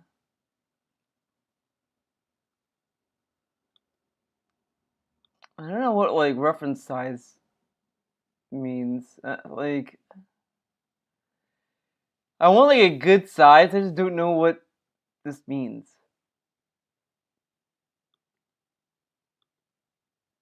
Oh shit.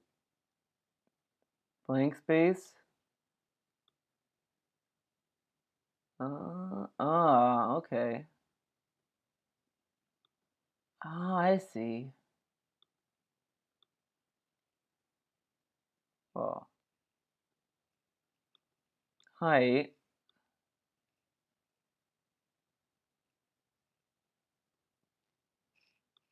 No, I don't want that. That. I'll do 300 DPI. Yeah, I'll stick with that. Fuck it. I did this before. I posted a GIF of my first animation, and it looked okay. Oh, I will say this though as well, guys. I'm gonna add this to the stream, to my YouTube streams. If I do art stuff, you guys can tip me $2 with a character request. If you want me like to add another character to this canvas here, you can tip me $2 and say, hey, I want this character, and I'll put their head somewhere here. So you have that if you want. Just saying. Otherwise, you don't have to. I'm not gonna force you. This isn't a forceful stream, but I'm just putting it out there. We can still have a good time and have a good stream. I don't know how it's gonna work because I think last time I tried to stream an animation thing, there was some slowdown with the drawing. It wasn't too bad, but it was still like, oh, I noticed it's a little bit more slow with this. Save the canvas. Yeah, dude, you gotta save the canvas. Oh yeah, there's other pages here too, so that's good.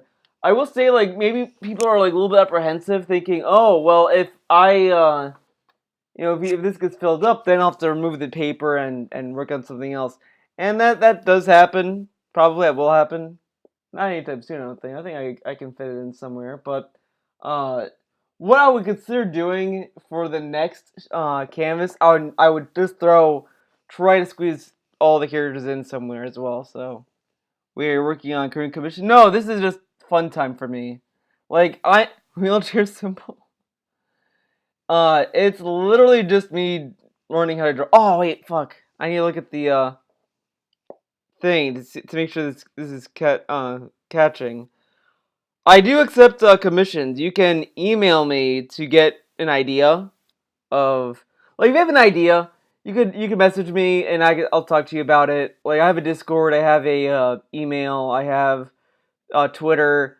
Anywhere you can reach me, you can talk to me there, and I'll usually, like, my prices. If you go to my Twitter, go to my Patreon pinned tweet, right under that, if you click that, it'll open the thread.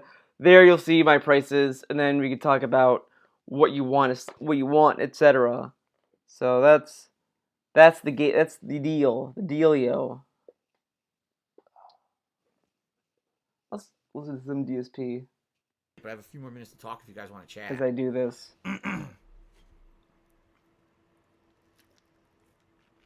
Nice. Comment, I agree. It's not impossible to hit this goal. It's just going to be really tough in one day to raise that much. I know it is. So I hope that there's been people who maybe been holding out and they were waiting for the end to see what would be left, and hopefully we can make it. I hope so, man. I hope so, man. Yeah. There we go. No, I'm not going to bet all my money on a sports game tomorrow. Oh my god. What's wrong with you people? What's wrong with you people? No, we don't get trick-or-treaters here because this is a private road. We live in a okay, that's good. It's a private road. They can't come in. You can't come in unless you have a legal reason to be here. So it should show the timeline stuff. I don't really care about Tale of the Sun on eBay. I know you're asking me about that now.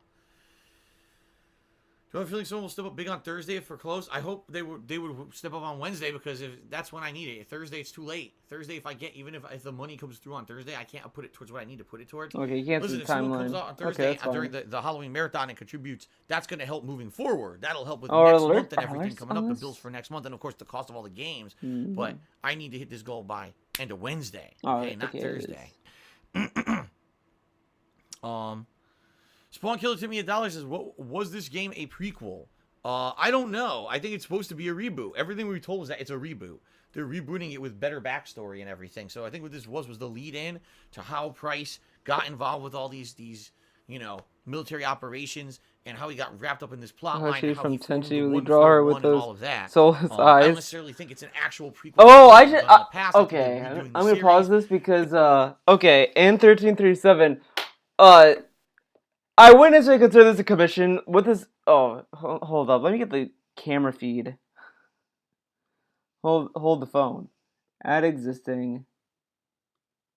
That one, yeah. Not gonna be this big. Okay, I would not say this would be a commission. By the way, this is just a canvas sketch thing. So if you tip me $2 and let's say you want me to draw a Miyoshi from Tenchi, then I would do it. I would just draw it like somewhere, and then it would be that. If you want like a legit commission, like you want like for me to work on for you, and then you can kind of keep it at home and do whatever you want with it. That's a little bit different. That you're gonna have to like email me and we can discuss it then. I mean, I wouldn't be opposed to saying no to Miyoshi, but that's what I'm not clearing up. I know it was a jab at your comment. Yeah, you know what? I need to clear. I need to fix that because I was wrong. That uh image of Miyoshi was not from Tenchi in Tokyo. I was wrong. I'm an idiot. It was Miyoshi from the Tenchi Muyo series, not Tenchi in Tokyo. I was wrong. I was wrong about that, but I still do not like the eyes that they used in Tenchi in Tokyo. That was really weird for me. But I was wrong. It was not that was not from Tenchi in Tokyo. I know. Surprised me too, man. Yeah. Was it for do you think DSP would be Q a non-believer? What? A Q a not? And I don't know. I don't know.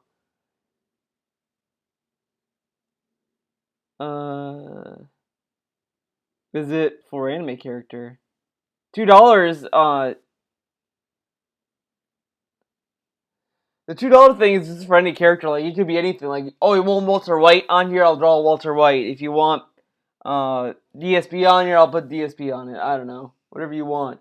$2 tip. Sells well, they're probably gonna definitely the only thing I will say no to, like it'll be instant no, would be like I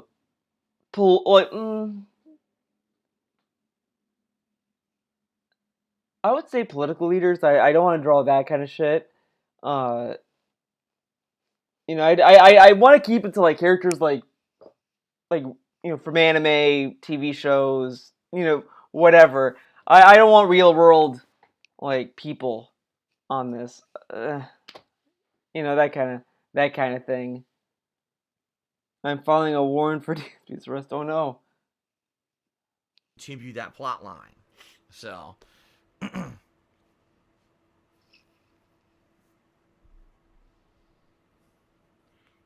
I've explained to you guys a million times today about why I need tomorrow off. I have previous obligations that I have to fulfill, and it's the only day off this week that Kat and I are going to have off together that we can go do this. That we have the day off to do our stuff together. That's why.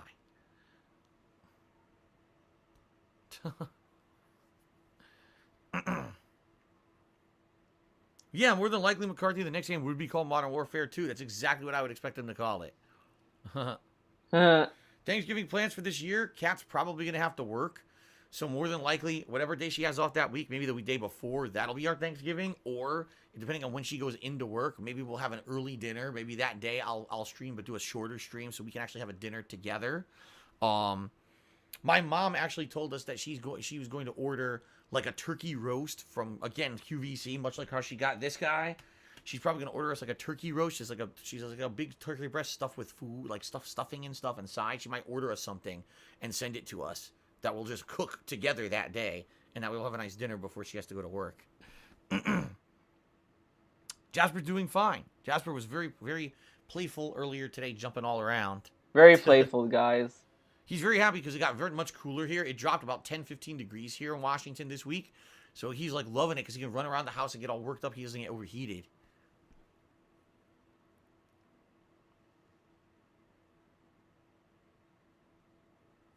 Stuffing or cranberry sauce? I like both. I love. Yeah, I'm gonna give it the same shit that Leanna ate.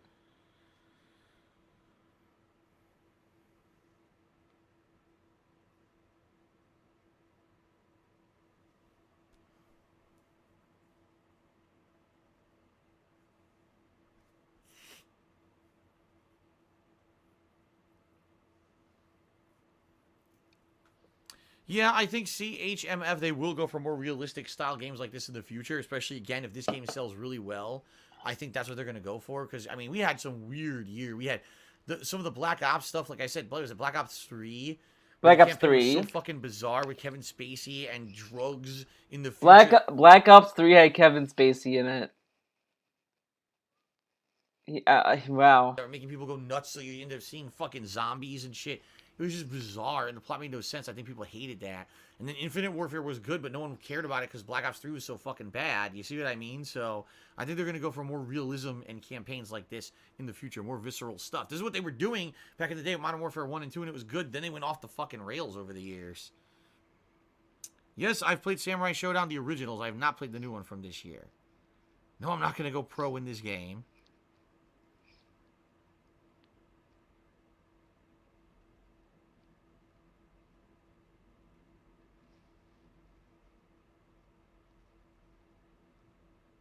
Shout out from Spokane. Yeah, Spokane's pretty far, a few hours away, right?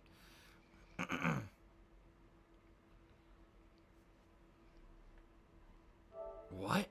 What? You could have beaten the game by now, but instead you bitched about trolls. I beat the game.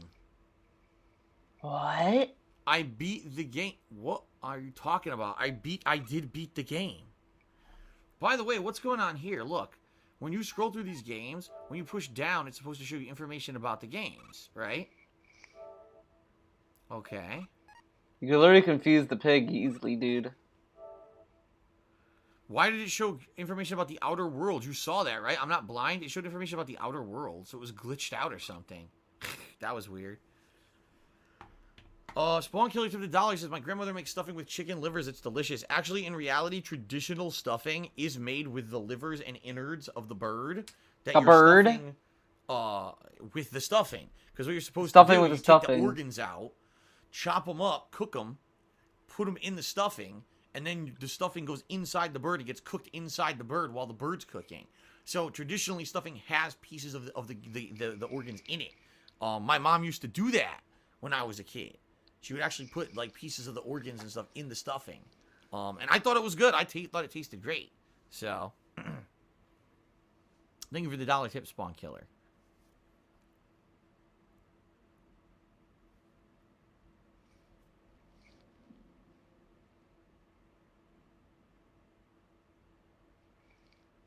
They can combat. The innards can also go to make gravy. That's correct. You could have it as an ingredient in gravy to give it a more savory flavor. Yep.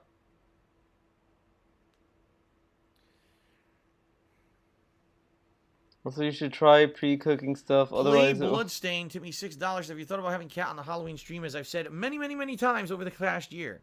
If Kat ever wants to come on a stream again, she can. That's completely up to her choice. I'm not going to pressure her to do something she has no desire. It's up to her choice. No. I think he said some time ago. Like I was thinking in a pre-stream. People are asking if Kat's gonna be on the Halloween stream. We all know the answer. It's gonna be no.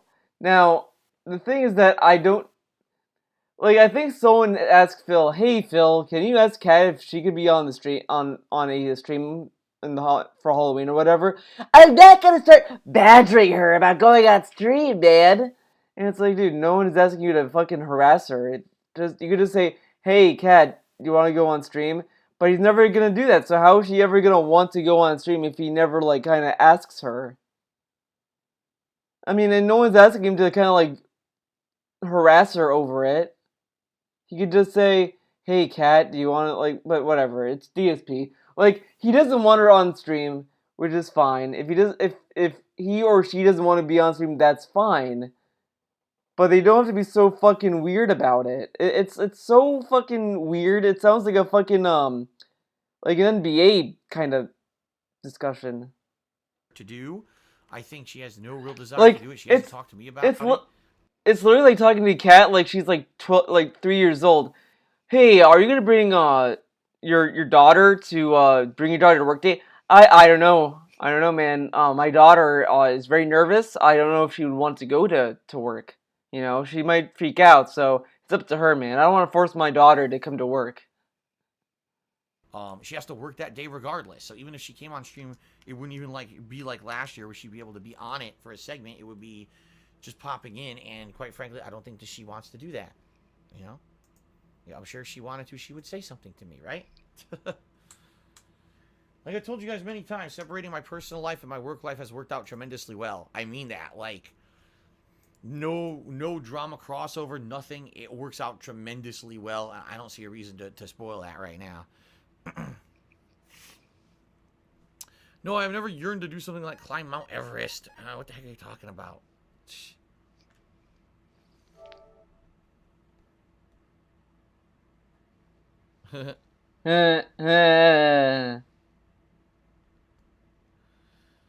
Penny Hunter, you are an idiot. Just think, listen to what I said. Why are you saying tomorrow's Cat's only day off when she took a 2-week vacation? Because that was in the past. This is the present. You know, I was saying this earlier. I didn't finish my thought because I really had to go to the bathroom, dude. But he says like, oh, well, this is, on a rare occasion she's at home, man. There are multiple fucking streams where he kept telling us she's home every week. She's home, man. She's home. I have to go. She's home. But now it's a rare occurrence that she's home. Oh, it doesn't sound odd at all. In the present, tomorrow is her day off. Are you stupid? Are you The answer is stupid? yes, you are. You're very stupid. What about the other times you hanged out with her, though? Did those not count? Probably not. It's in the past.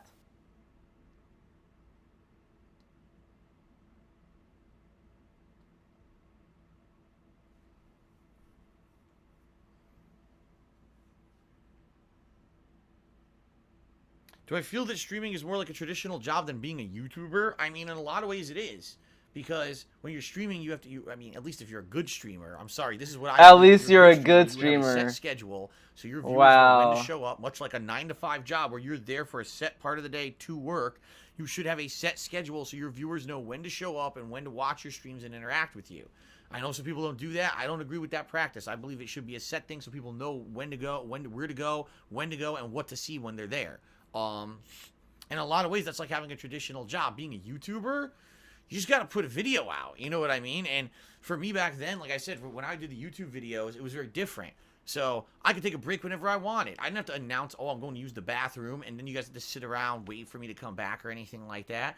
If I was hungry, screw it. I'm taking a break. I'll get the videos uploaded. I'll go grab food, right? That's how it used to be. It used to be that I could, on the fly at any time, take breaks and do whatever I needed to do. You know, and now it's not like that. Now it's like constant flow, constant interaction.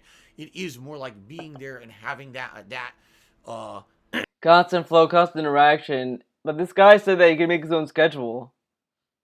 Okay. Pretty cool, right? that set schedule, that constant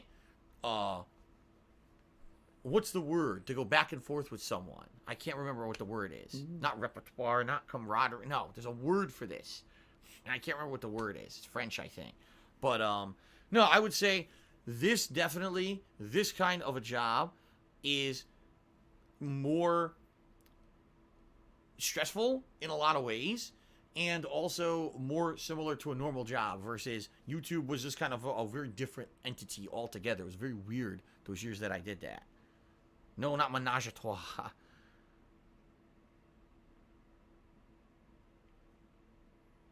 A rapport, yeah, that's probably what I was saying. A rapport between me and the audience is a rapport going back and forth live. You need to be here to have that rapport. I have to be connected with you guys to have that rapport because it feels organic. It feels like we're having that interaction. YouTube is so disconnected, you can really do it however you want. You know what I mean? Try to pronounce coup de grace. Coup de grace. There you go. There you go. ISD Captain did a 50-bit cheer. He said, how can you focus on playing games when you have so much negative BS going on in the background? When I'm playing games, I don't care about that shit. I told you, when I do these streams, I don't pay attention to any of this stuff. I'm just here to have fun and interact with you guys. I don't let any of this other stuff try to weigh down on my head or anything. I know right now there's probably someone illegally restreaming me. I don't give a fuck, you know? I'm just here to have fun with you guys. Hot Pocket, Timmy $9 says, great stream, Phil. I hope you reach your goal. Well, thank you very much, Hot Pocket. That's the top tip. Well, I don't know why these tips are coming in now when I have to adjourn within like 5 minutes. But thank you very much. I'm very appreciative of them. That's a $9 tip. So that gets us up to 49. Nice. Thank you. Cody Carl's giving a sub to Cam, not the comedy man. Whoops. Someone named YouTube tipped me $3. Says, "Can you think YouTube's better or worse off than it was back in 2012? What has changed and what can be changed now to make it better? Such you can't make a living on it anymore." What's worse? YouTube has degraded itself into any way to make $1. Despite the fact that if you have any kind of quality to your content and whether your content is meaningful or toxic, there's just no discerning between it anymore. Like, there's people on YouTube who literally make an entire living making fun of people, degrading people, passing gossip that hurts people, doing nasty shit, and YouTube allows it. YouTube thinks that's fine. Back when I used to be heavily into YouTube, it wasn't like that. It was a positive atmosphere where people wanted to come. Wow, someone's actually putting out a full playthrough of a game at launch day and making fun on the fly jokes. That's awesome. Now I can watch and laugh along with that playthrough and judge for myself if I want to play that game or buy that game. Now it's like, oh wow, someone put a playthrough on YouTube. Let's destroy everything they do, tear it apart, every little piece, make fun of them every moment that there's a fail, and just basically in general be nasty and dramatic and toxic about everything about it. It's a totally different mentality. Usually people approach everything with a positive view and an open, kind of an open approach and saying, wow, this is all free, positive, fun content. And then now it's a complete and utter opposite. Everything has to be negative, attack, make fun, deride. And it's just fucked up in that case. It really is. It's messed up, and it's a really toxic place. I'm not, you could argue, oh, it's my content or my videos that got the nasty comments. Dude, now go look at any random YouTube video. There's so much disgusting stuff in the comments and everything. It's just a nasty place to be. It really is. I'm glad that I don't. Let's take a look at the nasty comments that's on YouTube. Any random YouTube videos. So let's go on a little field trip, guys. Let's see how toxic YouTube really is. We're going on a little field trip here. Let's see. Key and Peele. Maybe this will be very toxic. Toxic comments. Stevie Stewart. Another amazing ending to an ending you didn't want. And if you have a daughter, I'm gonna possess her. Creepiest. Oh, whoa. That guy, Stewart, should get... Dude, look how negative these are. These comments are all negative and toxic. Oh. Let's go to the Blade 2 review. The final Flame War. The final Flame War Theater, dude. Let's see how negative these are. Squarespace gonna love this one. If Shakespeare were alive today, he would be dead.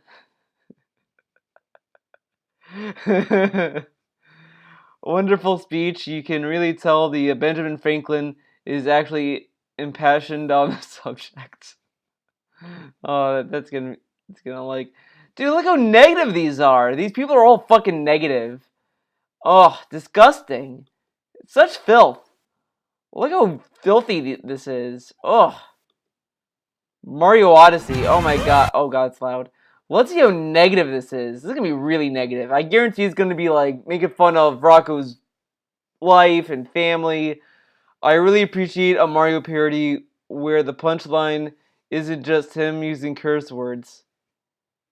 Oh my god, disgusting. These are all negative comments. DSP is right. YouTube is toxic. Look how negative these are. Oh. YouTube is off center. YouTube is off center. Oh. Yeah, it is off center. Let's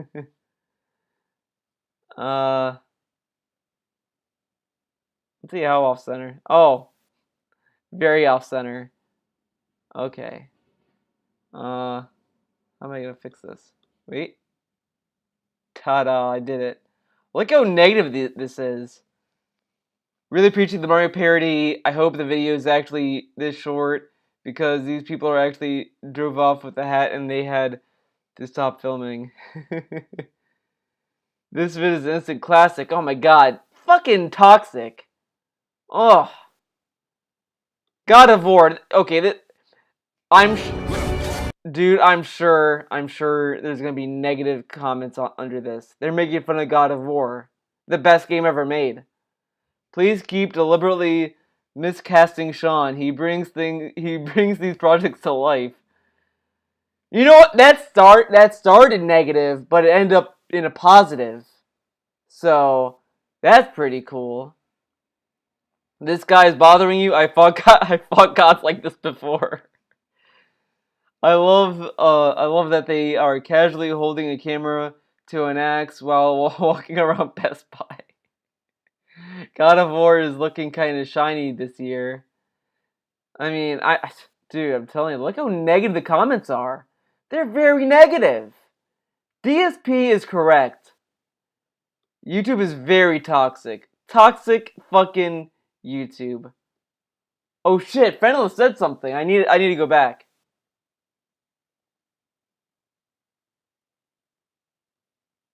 Did he say anything else? Oh my god, Frenelith.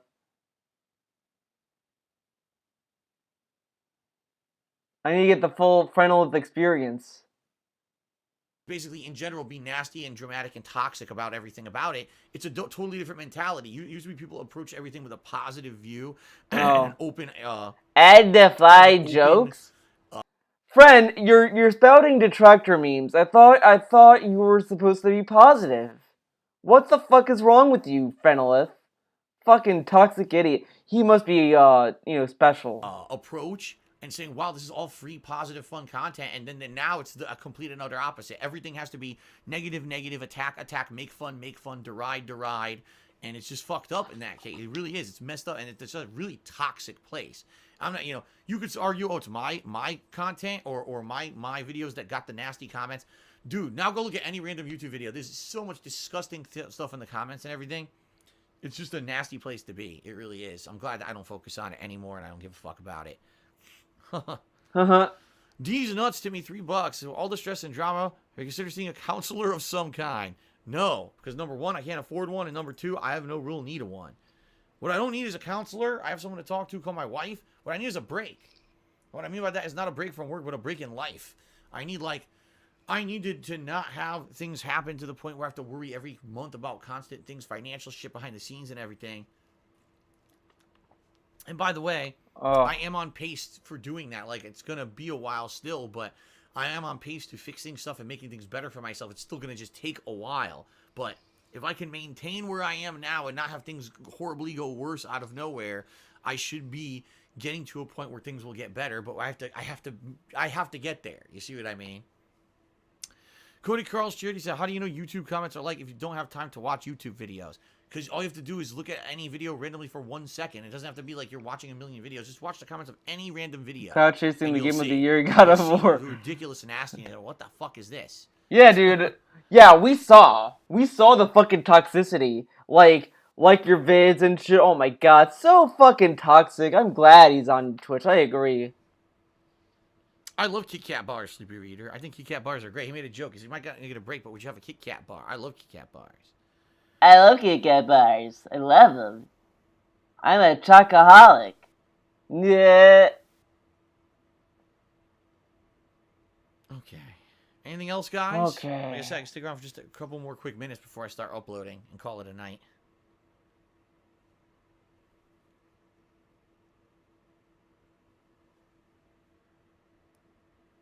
Do I think I'll ever be able to take a week off in the future? Right now, it's impossible. The near week that I took off for my wedding and to visit my parents in Connecticut, I am still paying for. Like, that week being away and making no money hurt me really strongly. Let me put it this way. It was a huge sacrifice to do that.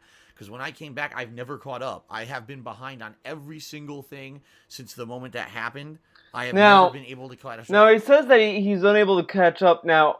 Now, remember that one fundraiser he did? The raising of funds, I should say. Not a fundraiser. It was a raising of funds. Totally different. Back in August, when he revealed Jasper Kitty, he said that 2,000 went to catch him up with payments. What happened to those payments?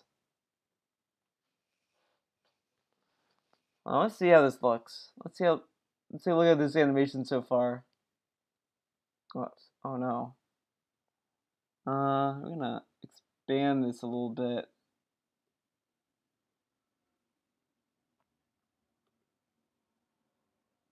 What the fuck? Oh, I think I know why. The paper has to also expand like that.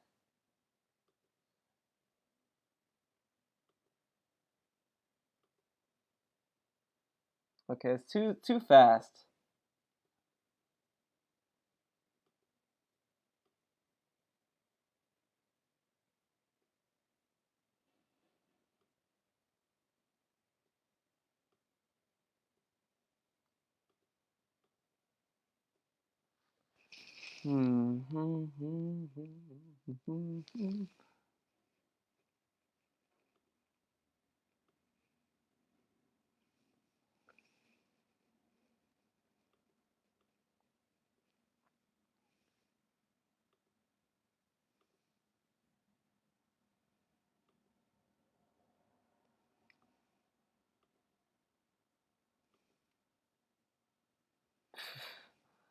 Oh. Because I didn't make the money that week that I normally would, and it screwed me over.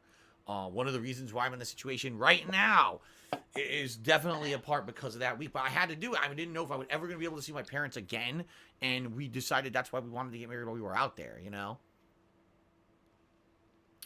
Kim, not the comedy man, cheered. He says, I guess Cody Carls isn't aware of how toxic YouTube is. Twitch and Mixer is the new frontier.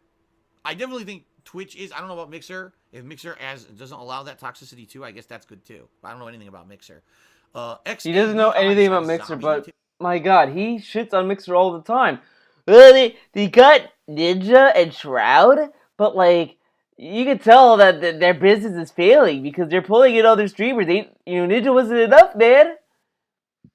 Yeah, because any company is just gonna stop at one thing. They're not gonna keep buying. Like Disney just only bought one thing. They never stopped. So like with DSP's logic, is Disney failing because they're buying more companies? Obviously, that's probably what's going on. Disney's failing. They're like, oh man, we can't pay the bills. We gotta buy more properties. That's what's going on, obviously. Hit me $10. I hope this helps. Thank you, Zabi. Where were all these contributions when I was playing the game? You guys wait till I'm done with the game. Well, thank you very much. Yeah, you make more money when you don't play games, DSP. I've noticed. There we go. Are my parents sick? They're getting old. Yeah, both my dad and my mom have medical issues. Both of them. And literally when I went out there, they said, this may be the last time you see us because we could take a turn for the worse at any moment. That's one of the reasons why I made the big sacrifice to go out there, despite the fact I knew I would be losing out on a week of earnings that I needed.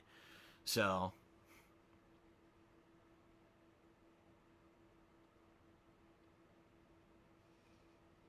What? Okay. Oh, God. What? Quantrell, he's Twitch is the most toxic thing I've Here ever... is Tree Fitty. When you get done with your animation, I would like to request Mihashi from Tenchi on the collage. No rush, no pressure. Tenchi I on really do collage. appreciate your day streams. It makes sitting in this hour-long Python meeting bearable. Python meeting. I'm glad I can help. I'm very glad I can help. I will do the thing. So, I'm gonna put this. I'm still gonna work on the animation. Don't you guys worry. The animation isn't like done. I'm really not digging it, but I'll still work on it. But I'm gonna switch to this. I think I should still share the feed of that. So hold on. I'm gonna get my pencil, and I need to get a reference for Miyoshi. How am I gonna pull it up? Gotta think. Okay, I think I know how. I think I know how. So let's see. Miyoshi from Tenchi. Okay.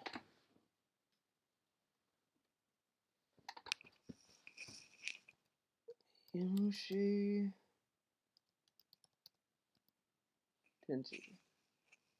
That should be good.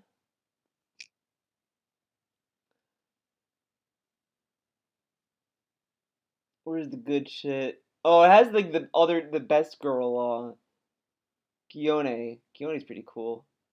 Oh my god.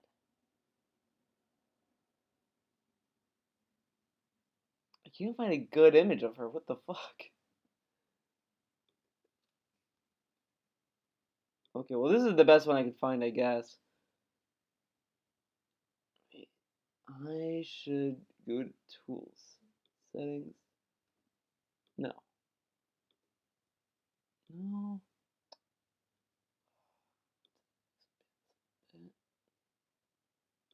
Tools.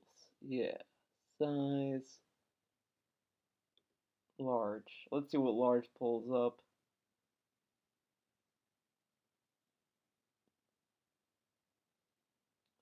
Come on. Come in. Bullshit. Medium? Would medium give me something good? I mean, why the fuck is this character hard to find? I got an idea. Got it.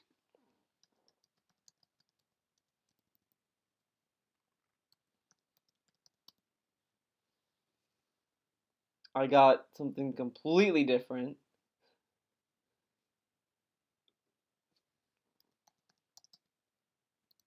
Not weep.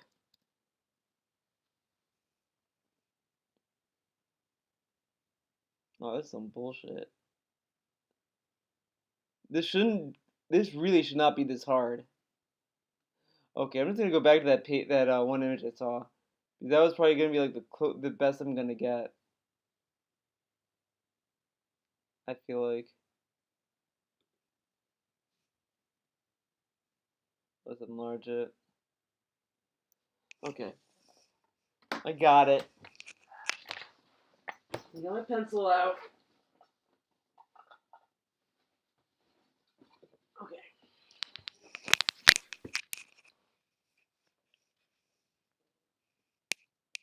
I've ever experienced.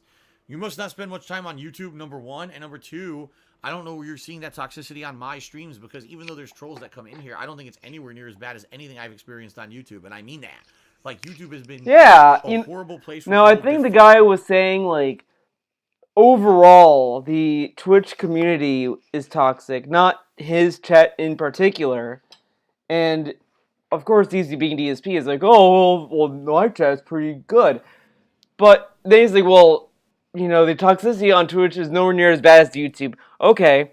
On Twitch, they have a Twitch streamer that literally threw a cat and gave it alcohol. That's not bad at all. I mean, it's literally a federal crime now to abuse your animal. And Twitch has a streamer that does that. Big ups. Fame me, insult me, you know, just nasty as possible shit. Over here, that doesn't happen. Maybe you get a troll in the chat every once in a while, but, you know, Twitch sticks up for me and protects me, and that's a good thing. Frog and Cheery says, that week of May have hurt you. No, that week off may have hurt you financially in the short term, but looking back at it in 5 years, you'll be glad you did it. The marriage of visiting your parents is a priceless. I agree.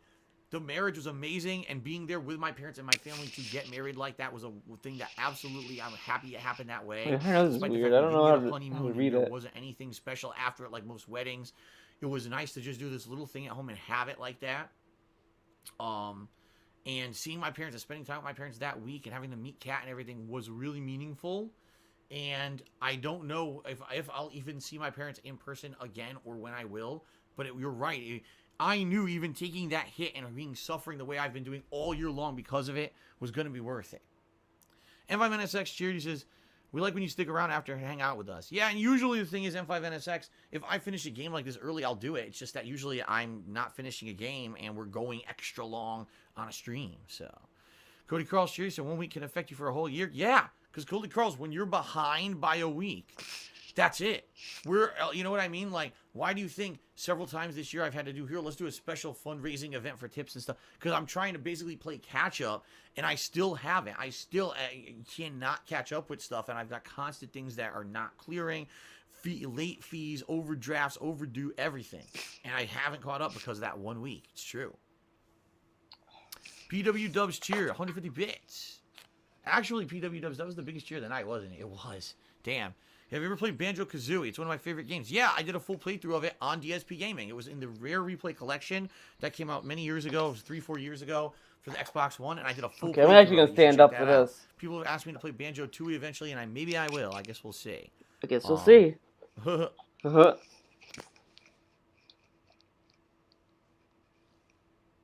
my mic so long? BBQ. Sometimes this fucks up. I'm looking forward to the barbecue. What should I bring?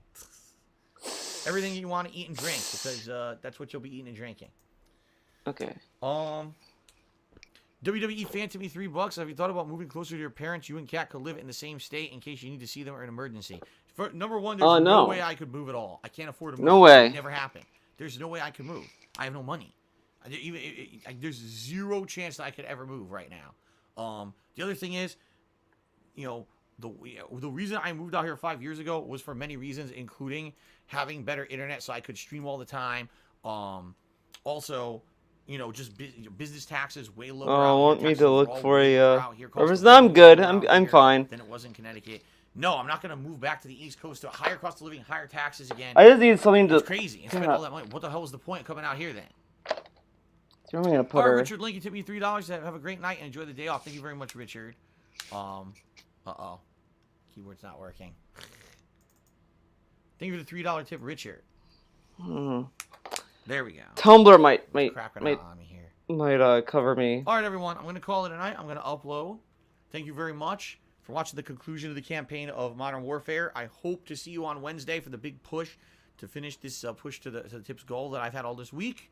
Enjoy the day away. I hope you'll catch up on all the playthroughs on DSP Gaming. All right, and I hope to see you on Wednesday for Outer Worlds and for WWE.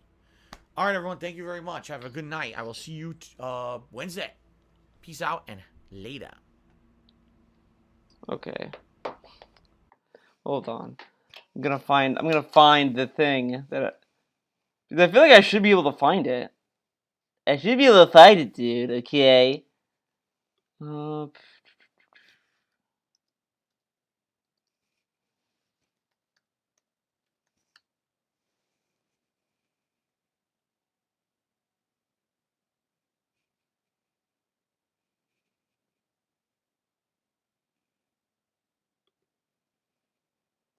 Oh, you know what? I think I was I misspelled her name. That's probably why I was finding nothing about her.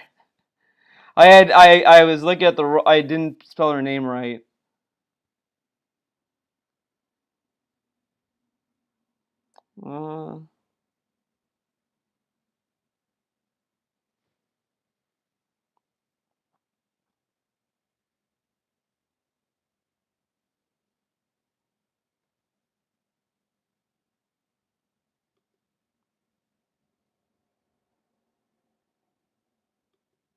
Okay, that's not bad. This one's not bad. Alright. So let's find another video to put on. Fuck, we'll do this. We'll listen to this.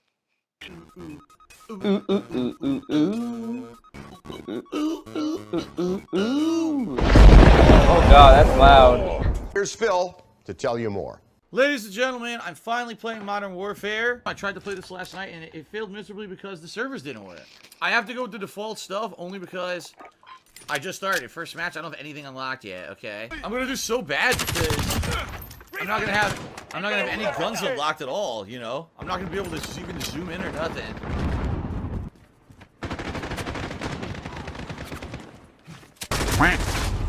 I don't know the maps, I don't know anything about what's going on, so I'm just gonna die a million times till I figure it out. What? It seems to me the spawns are random and the alleyways are completely confusing and fucking just weird as hell. There's no straightforward way to get to any objective. Assist your team at sea. I spawned, I ran to B, and got killed from behind. How the fuck did they get behind me? I had just spawned. It wasn't even 10 seconds yet. What is going on? I was instantly killed. Zero chance to aim or fire. Instantly killed. Wow.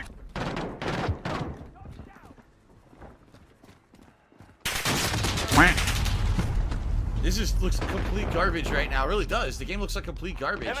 It's a really, really, really badly designed map. And without having a custom class unlocked that I can use a gun, I'm completely worthless in my game. It seems like that gun I was using is too slow to even aim and fire. I'm dead instantly, so I can't even hit anyone. They have all the high ground. They have all the high ground and they know the map, so I can't even do anything. I will never get the drop on them. How do they think that these are good spawns? They've got to be morons if these are good spawns. Signs of a great game. I certainly hope every match isn't fucking like that. That was garbage.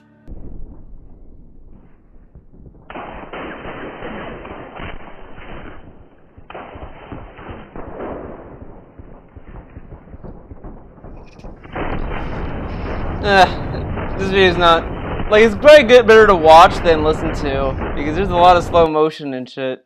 I didn't think about that. Oh my god, this is fucking that up. Bane of Modern Warfare, pretty good, around 6 hours. I know what we can do. Let's go to the King of Hate Vlogs. We can do anything. If we put our mind to it. The king of hate. I spawned, I died. I remember when I used to like that song, now I don't because it's Hello everyone, been and welcome. DSP-ified. Let's see what we can preview on random.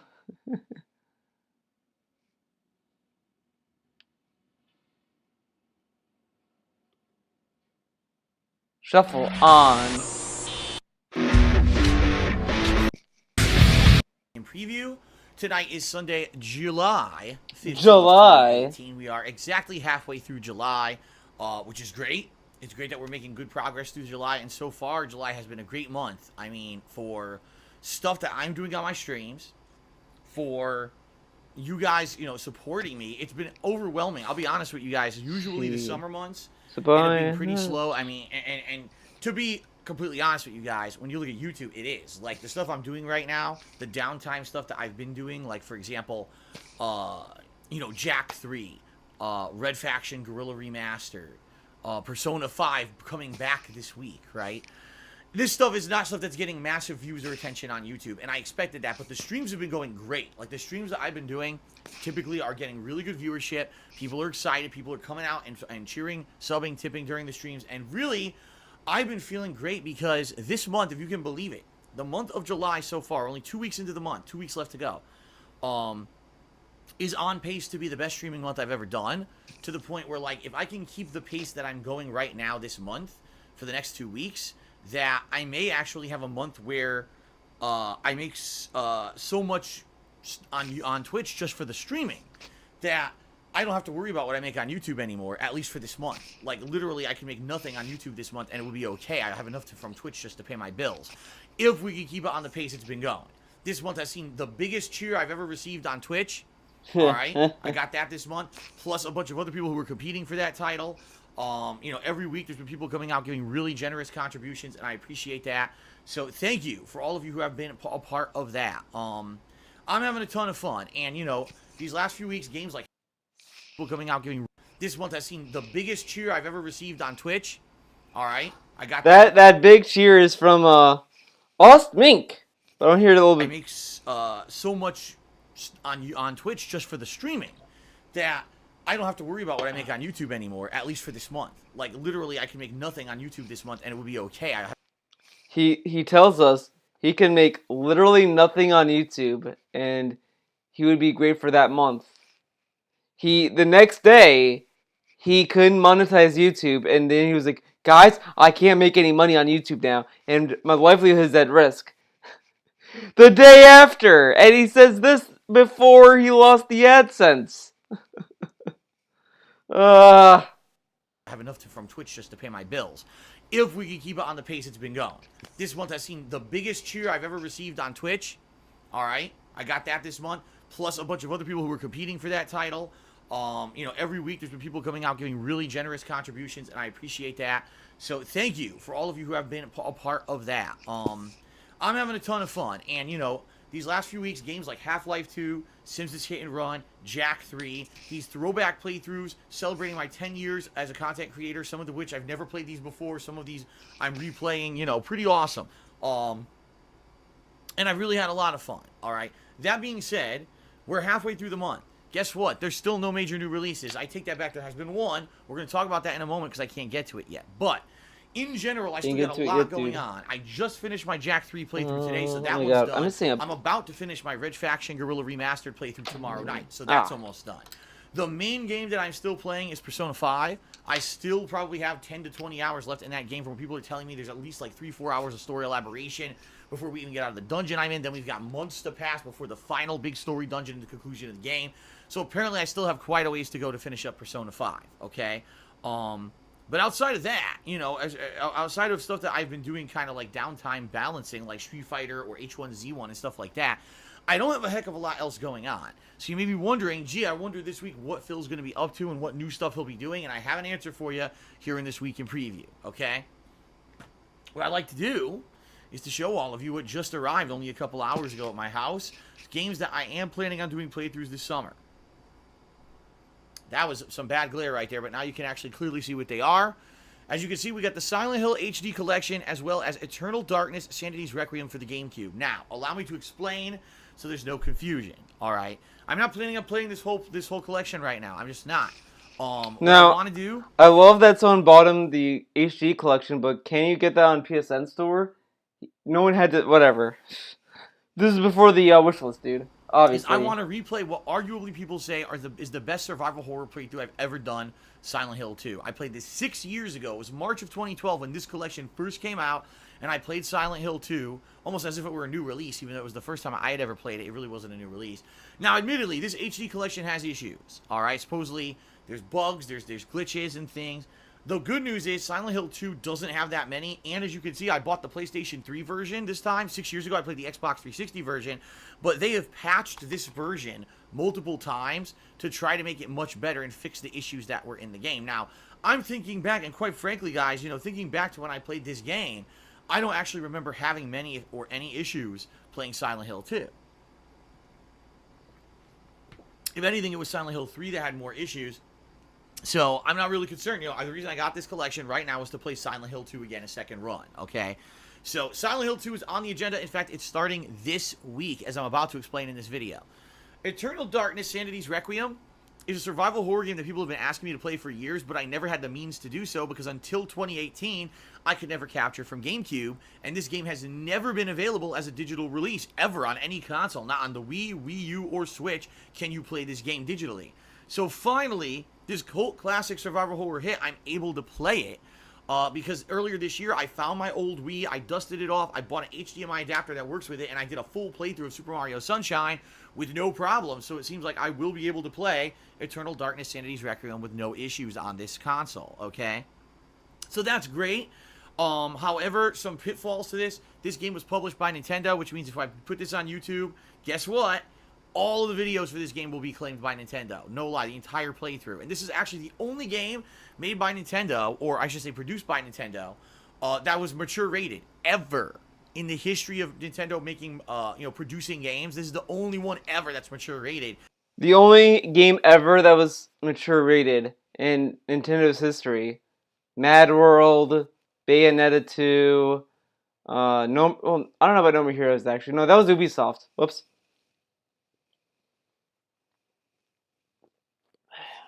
So it's a pretty unique game in that regard. I've actually heard it's quite good, but it basically got overshadowed by games like Resident Evil 4 and the like. And but there's a cult. It's a cult classic. There's a group of hardcore fans who really love this game and are actually very excited to see me play it.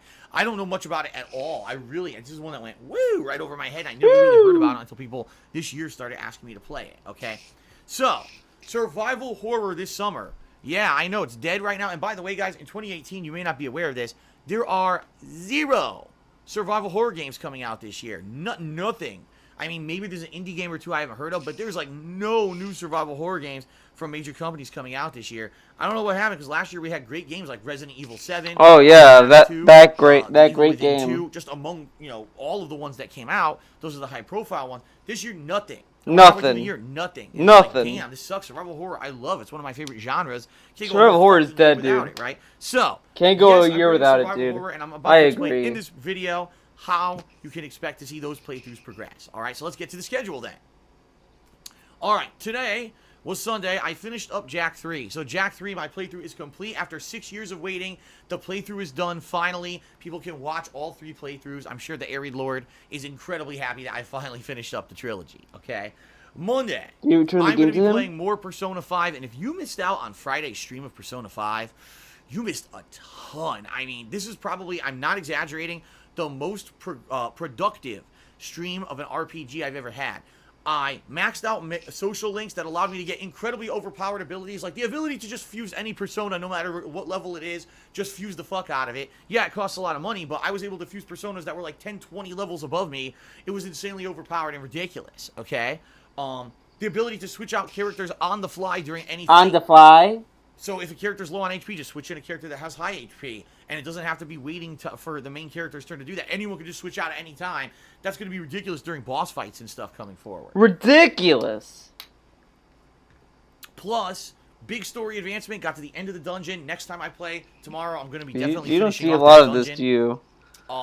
Plus, I maxed Oh, out that's what it all looks of my like right stats. now. Everything. Guts, kindness, proficiency. Guts. Knowledge, and charm. All maxed. So I'm like, Oh, there it is. super duper, The needed eraser. supercharged. It was such a great stream, so productive.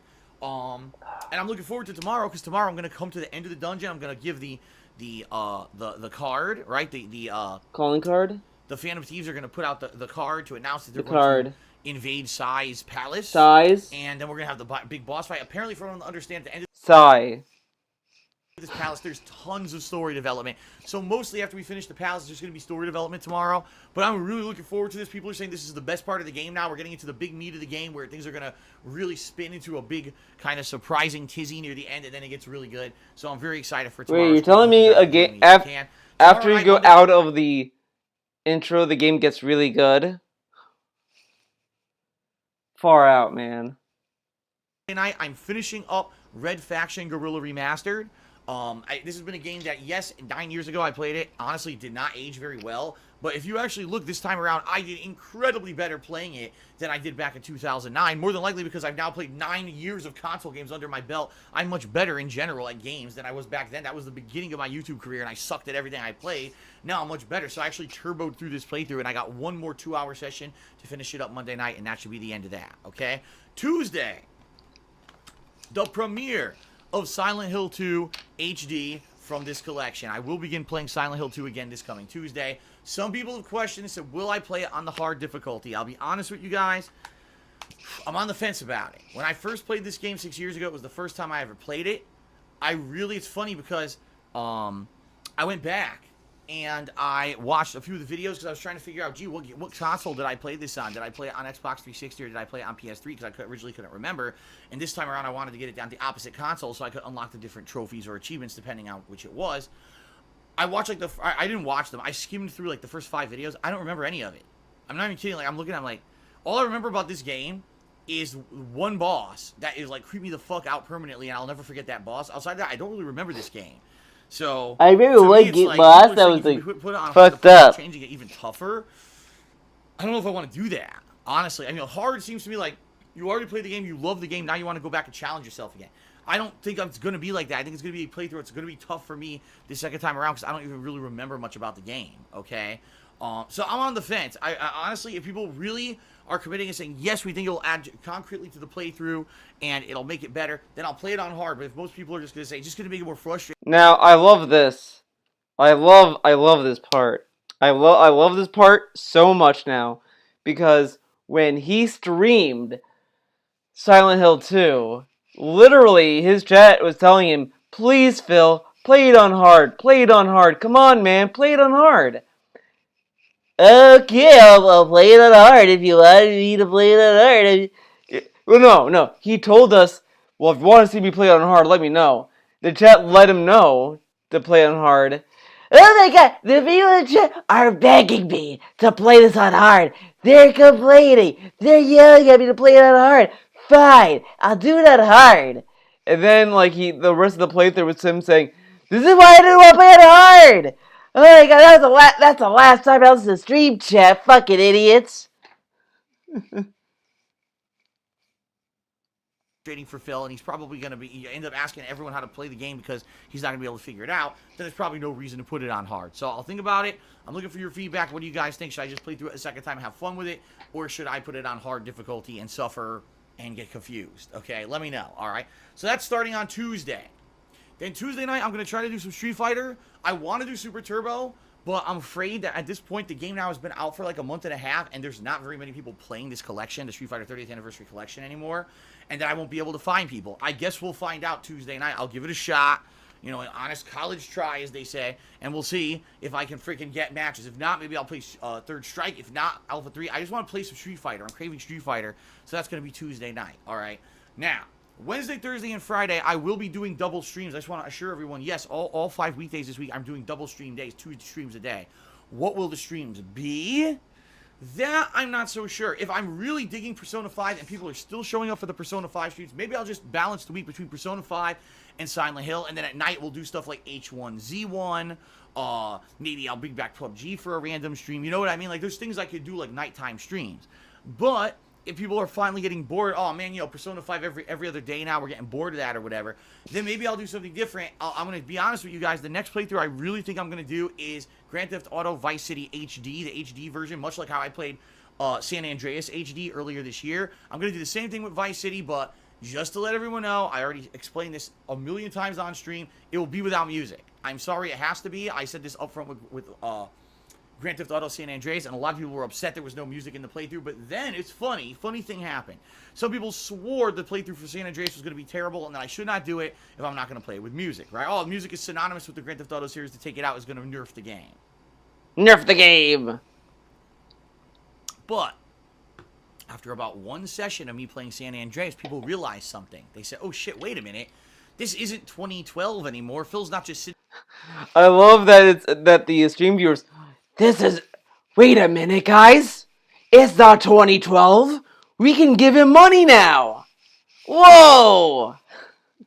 in front of his television by himself, you know, playing the game isolated and talking this to is the wrong himself. And, you know, pencil. back then the music was a big part of the game because since he was by himself, he would rage at the game, he would comment on the music and all that stuff, and it filled the dead air. Now, when I did my playthrough earlier this year of San Andreas, people were like, this playthrough is fucking good. Not because there's music, but because Phil is interacting with the stream chat. I was constantly, during that playthrough, talking with people in stream chat, going back and forth, shooting the shit, having fun, right? Oh, no. Discussing various topics, cheers, subs, and tips, you know, reacting to them and everything. That playthrough ended up being great because of the interactivity that filled the dead time when there was no music playing on the radio, okay? So, I actually feel the same thing about Vice City. That if I were to play Vice City again, that this time it would be good because, again, we'll have an interactive style stream that'll fill the dead air, okay? And listen, I understand and I completely agree with you guys that music is a quintessential part of Grand Theft Auto, and in particular Vice City. That 80s music is part of it. Sadly, I can't do it. You know, my original Vice City playthrough on YouTube is still there if you ever want to watch it on DSP Gaming.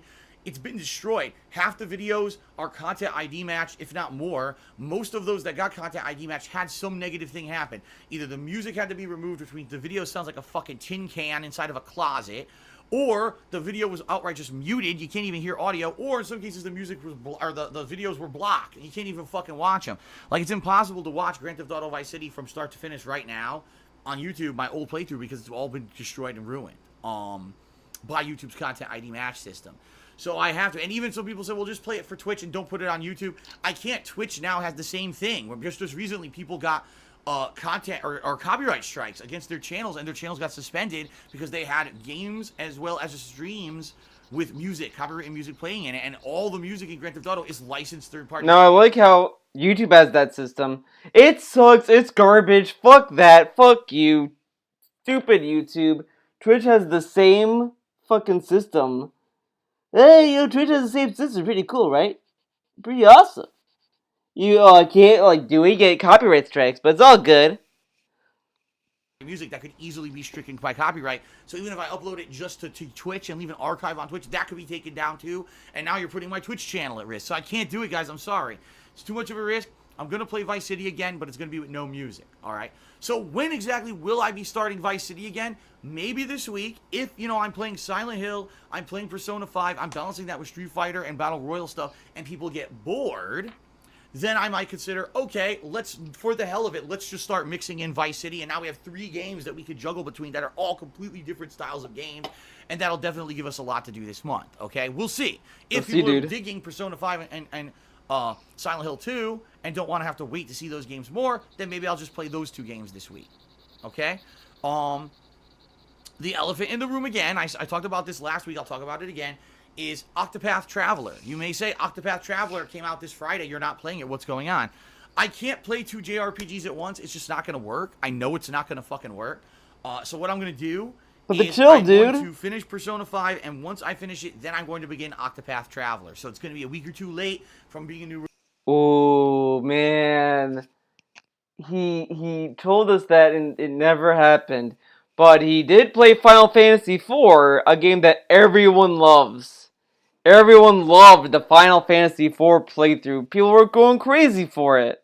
Release, but I am going to play it as an ongoing RPG that I'm going to balance with other stuff this summer, okay? Now, the final question you may have, Well, Phil, well, wait a minute. Okay. You just showed us Eternal Darkness, Sanity's Requiem. What's up with that? What's up with that? Again, much like with the JRPGs, there's no way I can play 2 survival horror games at once. So once I finish Silent Hill 2, which probably will take 3-4 streams, we'll see. Then I'll consider. There we go. We got me Hoshi. Getting this guy into the mix when I'm playing other games like Vice City, right, and other stuff that people will want to watch. You got her in, guys. You got her in. On YouTube because Nintendo Big published ups. it and will claim all the videos. Shouldn't negatively affect me too badly on YouTube. And the other good news is if you guys support me playing these kind of games this month on stream the way you have been already the first 2 weeks of July. It won't even matter if I make any money on YouTube because you'll be giving me enough to cover my bills and I'm good, you know? Go to voicemail, loving buddy. The growth, loving the positivity, the support, everything going on stream has been absolutely tremendous recently. And if we can keep up that momentum, things are going to go great for the future. Great. I really feel great. I feel like this year I'll have no financial issues. By the end of this year, my taxes will be paid and we'll just move forward swimmingly and everything going positive and great. So I hope we can keep that momentum up. And I just want to say thank you to all of you who've made it happen. All right. Now, that's basically the rough week. I don't know exactly later on, Wednesday, Thursday, Friday. I got hair in my mouth. Ugh. I don't exactly know each day what exactly I'm going to be doing, but it'll be the games that I've mentioned in this week in preview, okay? And later in the week, I'll give you an update on exactly what will be what day once we see how things are going with the current playthroughs. The only other thing I want to mention, if you were a June patron, expect some stuff from me after I finish recording this video, which is going to be a couple minutes here. Tonight, I'm recording private patron Q&A videos for people who pledged in June. I'm going to be taking all your information from this last week that you sent me to forward that to my webmaster to get you guys upgraded on the forums. I don't remember which so you can start screen I'm on. I think I'm on this for one. the Rage-a-thon event that's going to take place in August. The Rage-a-thon event. Patrons, keep your eyes and ears peeled. In the next 1 to 2 days, you'll be hearing from me on Patreon.com regarding your perks, and it should be a good time. All right, guys? All right, that is it for the weekend preview. Thank you guys very much for watching. I'm looking forward to this week. I mean, what a balance, right? Let's just think about this one last time. Persona 5,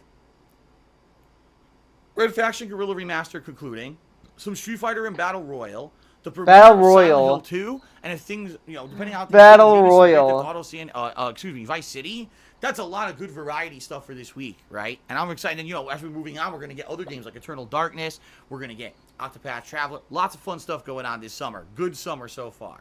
All right, guys, that is it for the weekend preview. Thanks for watching. Without further ado, I agree. I agree with you, Subject. Thank you, guys. The best rage is when you don't give them money, and people give them money, but whatever. It is what it is. Oh. I can't speak anymore. Thanks to the following June patrons. No. Let's move on. June 10th, 2017. E3 coverage. A new Switch. Sweet. Okay, we're gonna skip ahead a little bit. Oh my god. Welcome to the weekend preview. Today is Saturday, June 10th, 2017. How loud that is. Yourself. Saturday, Phil, you typically do the weekend preview on Sunday. What gives? Very simply put, this week, the schedule is a little bit different because of E3, because of all the festivities going on with E3, the press conferences and the like that I'll be covering for you. I want to be sure that I have time to do so, and therefore I didn't want to leave the weekend preview until Sunday, when Sunday night there's actually a press conference that I'm going to be covering really late, okay? Like what? What are you covering? EA? In this video, it's going to be covering very in-depth and matter-of-fact how I'm covering E3 this week, but also discussing a lot of the other new releases that I'll be covering this week. If you can believe it, ladies and gentlemen, this week I may be receiving a new Nintendo Switch, in which case, if that actually happens around midweek, which it may, I may actually be doing 1 or 2 game purchases on there and checking out some games on the Switch this week, which would be really freaking awesome. So let's talk. This is going to be a big, eventful week for me, and I hope that you're looking forward to it, okay? All right, ladies and gentlemen, first of all, you may not realize this. E3 already started. E3 started today, not the floor show showing off all the games, but the actual big publisher press conferences started today with EA's press conference. I was in my stream chat on my Twitch channel live, talking with people in the stream chat about it as it happened, and then I immediately did my reactions video on stream and uploaded it right here to DSP Gaming, right here to the King A Vlogs. So if you didn't see that video yet, I strongly recommend you check it out. Not only is there good information there about games and EA releases, but also some really hilarious, funny fucking stuff that happened. It was really a train wreck of a fucking press conference. So that was today, and then, the second half of the day I ended up doing errands and the like, so I didn't really have time to do anything else. Tomorrow is the polar opposite. Tomorrow is Business 101, crazy amount of stuff, so get ready, because here we go, all right? tomorrow around the usual time, between, say, 11:30 a.m. Pacific time, I'm going to be starting up a stream of the conclusion of Perception. This is the survival horror / puzzle kind of walking simulator game that I played on Friday. And I'm going to finish it up on stream on Sunday. Okay, so that's to start the day. Then at 2 p.m. Pacific time is the Microsoft press conference. I will be watching it in the stream chat. I won't be doing live reactions, but I'll be commenting on it in the stream chat of my Twitch page and taking notes, and then immediately when it ends, I'll be doing my reactions video for the Microsoft press conference, and I will upload that to the King of Hate vlogs immediately following. Then I'll be taking a break for dinner, then I'll be coming back, because at 6 p.m., ladies and gentlemen, is the... No, I miss... Hold on a second. I have the schedule over here, and I want to be sure I'm telling you the right thing. Hold on. I was right. I had that wrong. Sorry. So then I'll take a break for dinner after the Microsoft reactions. I know what I'm doing with this. Then at 7 p.m. I'll be doing a 1.5 to 2 hour stream of Tekken 7 online play on my Twitch channel. All right. And then at 9 p.m. tomorrow night, Pacific time, Bethesda is doing their press conference. So I'll be watching that live in the stream chat, chatting with you, and then afterward, I'll be doing my live reaction stream to the Bethesda press conference. All right, so what a packed day. The conclusion of Perception, Microsoft reactions, Tekken 7 gameplay, Bethesda reactions. Jam-packed, loaded day, okay? Monday, what I'm going to try to do is maybe do about just a really mini stream, an hour session of Friday the 13th, which apparently was patched and now apparently works. I hope so, because I'm going to try it again. I'm going to try that Monday, roughly between 11:30 to 12 noon Pacific time. I'm going to play for about an hour, okay? Then at 1 p.m. is the Ubisoft press conference. I'll be watching. Oh my god, this is terrible. And then afterward, do my live reactions. Later that day at 6 p.m. is the Sony press conference. So again, watching it and then live reactions right after that. And then Monday night, I'm not going to be doing anything else because what I'm going to probably be doing is either, if I have extra time, work on editing a new video for KO Gaming so I can put out a new fan-submitted video because I actually have 3 more I have to edit now that I haven't had a chance to. Or I may actually begin work on my Tekken 7 review. We'll see, okay? And then on Tuesday, the last big press conference for E3 is Nintendo, but that's at 9 a.m. Pacific time. I'm not going to fucking get up super early to watch Nintendo. I'm just not. I'm sorry. And they're even saying Nintendo's press conference might only be 30 minutes long. Because they really have nothing to fucking talk about.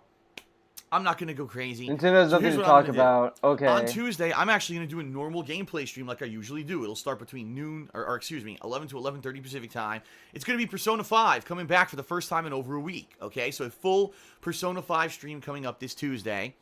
And then Tuesday night, if I have a chance and I watch this Nintendo, announcement or whatever, and I actually feel that it warrants making a video reacting to what Nintendo had to say, I'll do that Tuesday night. Boy, I'm screwing up the dates here. I'll do that Tuesday night on stream, and again, upload that to the King of Hate vlogs. If not, I just won't. I won't bother, and what I'll maybe do is save it, because later in this week, as I'm about to explain, I'm doing a Hate Live podcast. Yeah, I'm doing a Hate Live podcast this week, which should be pretty fun. Okay? All right. So, to recap, before we jump into the rest of the week, which is going to be pretty exciting.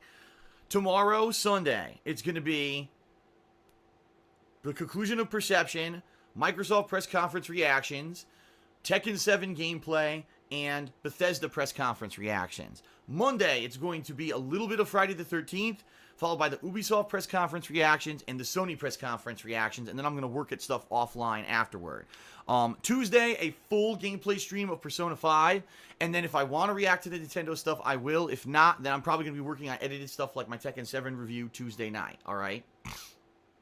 Now, by Wednesday, E3 is over. Alright, by Wednesday, E3 is over. Yes, there's still news coming from the show floor and everything, but basically all the information that you wanted is going to be public and on the internet. So there's not going to be any more press conferences or anything that I'm going to be covering, alright? But I will be looking on the internet for different stories, and different announcements of different games and the like. In particular, there's a few games, like there's a new Dragon Ball Z Fighter made by, apparently by Arc Systems, possibly the same people who made Guilty Gear. It's supposed to be like a Marvel vs. Capcom style game. Could be pretty damn good, so I'm excited to get news of various games, alright? I'm going to be behind the scenes putting that together for you during the week. Wednesday, there's a possibility I may be getting a Nintendo Switch, but I don't know when it's going to be delivered or if it's actually really coming on Wednesday. There's no real confirmation yet. You might be saying to yourself, how is Phil Oh getting God, a Nintendo what the? Switch? I can't give you the details because basically it's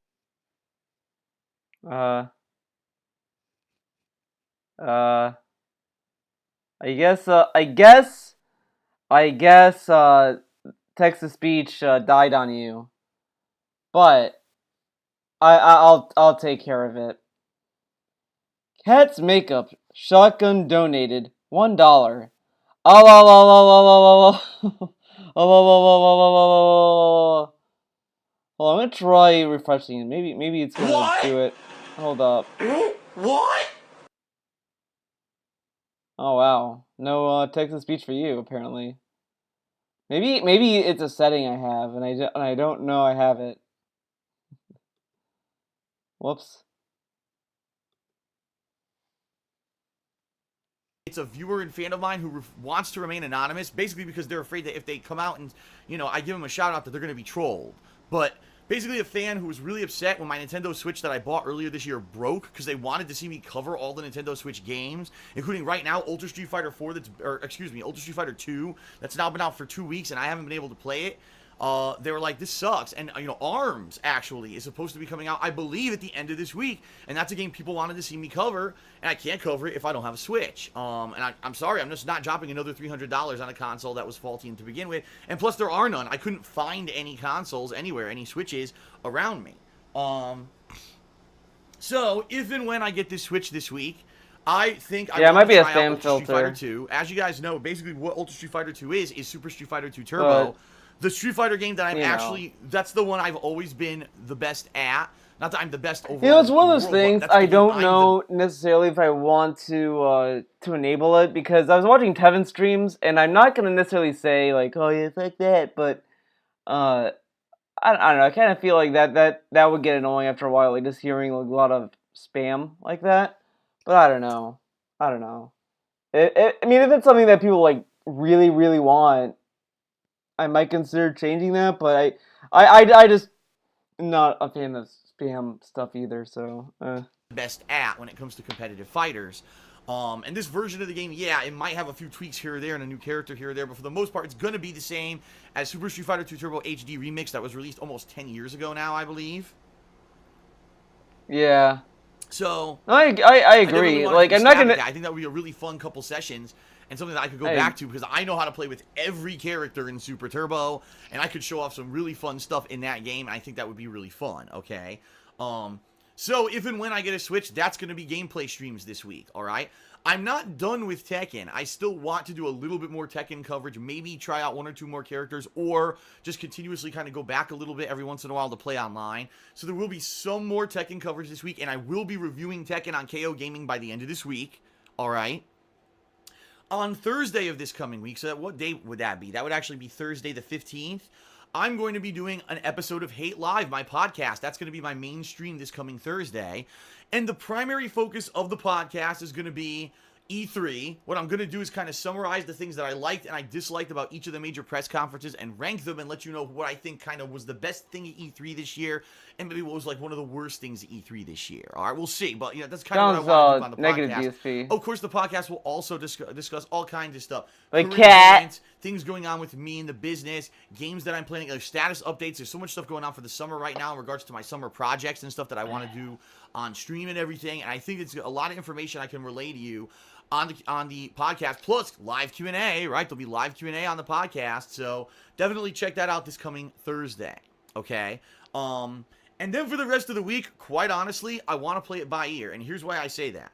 Because every year at E3, typically during the course of the week, there's some prize announcements, and there may be games that just get announced out of nowhere that release immediately that I might want to check out. Indie games, or sometimes not even indie games, some mid-range titles sometimes just get released. No, there's no hot fix. Get out of here. We'll skip this version. Skip it. They are released. Now, if not, I've got obviously Tekken. I could play more Friday the 13th. I could always go back to Persona 4. All that is, guys, is OBS telling me, holy shit, Theo, you know, like, there's a new version of OBS, and there's no new version of OBS for the Mac plebs. I know it sucks. It's fucking discrimination against the Macs. Fucking bullshit, but we gotta make what we got. You gotta deal with what we got. Okay. When the Switch shows up, I could play the Switch, right? If the Switch shows up by the end of the week, and I believe ARMS does release the end of this week coming up, I will be covering ARMS. Now, yes, ARMS is a first-party Nintendo title, and chances are, if I make any videos of it, they'll all be Content ID claimed, and I'll make no money on YouTube. So I am basically relying on you, the viewers, to come out to the streams and participate in any way that you can, and or to watch my other videos that are monetized so that I can actually continuously cover Nintendo games and not have to worry about every time I cover it, now I make no money and I can't do this anymore as a job, or you know, I can't keep the streams going, I can't keep the videos going because I can't pay my bills, alright? I want to cover Nintendo games for you, but I need your buy-in for it, alright? Which means, you know, cheering on the stream, subbing, tipping, and watching all the other stuff as well. Patreon, pledging to my Patreon, all that stuff to keep the Nintendo coverage coming. Now, I am delving with the idea of possibly looking into getting a YouTube channel for Nintendo games only. Meaning, remember how I had those other spin-off channels that were just for fighting games, just for Rockstar games, etc. I could do like a Nintendo-only channel on YouTube. I need to add more frames. Don't know this is 30. Oh my god! What? Oh. The way Nintendo's partnership program works is that it's exclusive only to first-party Nintendo games. What Nintendo will do is approve your videos for monetization and actually get ads, and you'll get a cut of the ads. All right, the ad revenue. And Nintendo gets a cut of the ad revenue.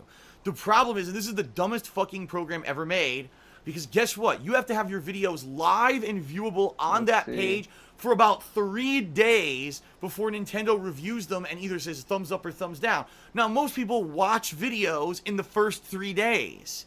So what you're telling me is basically the vast amount of views I'll get on any Nintendo content that I put on YouTube will not count, and I'll get nothing for it. And after 3 days, any residual views that I get, I'll get a little bit of trickle of money on. It makes no fucking sense, and you may say, well, Phil, why not just set those videos to private and then, you know, make them public later? Nintendo came out and said, well, if it's set to unlisted or private, we can't review the video, so it's not going to work. Okay, I need to make They're idiots. Nintendo has a program on YouTube that doesn't work, but they're stupid. I mean, they're dumb enough to claim everyone's fucking videos anyway, and now they have a program that doesn't fucking work, pretending like they're trying to work with YouTubers. They're not. They're full of shit. Nintendo doesn't care about the consumer. They just don't. They just care about this. Dude, do you hear? Listen to how angry he is. He's so fucking angry. I might have to make a new. Yeah, I'm gonna do a new animation file, and I don't know how many frames to make it.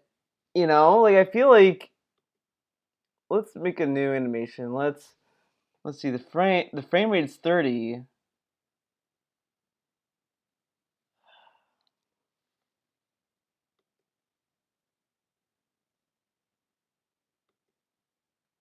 Let's try 60.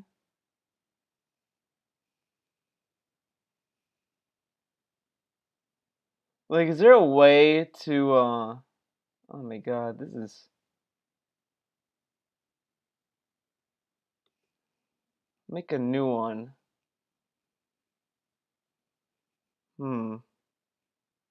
I'll be right back. I'm gonna take on the mail. I'll be quick this time. Won't be as long as last time. Don't worry, I'll be super fast.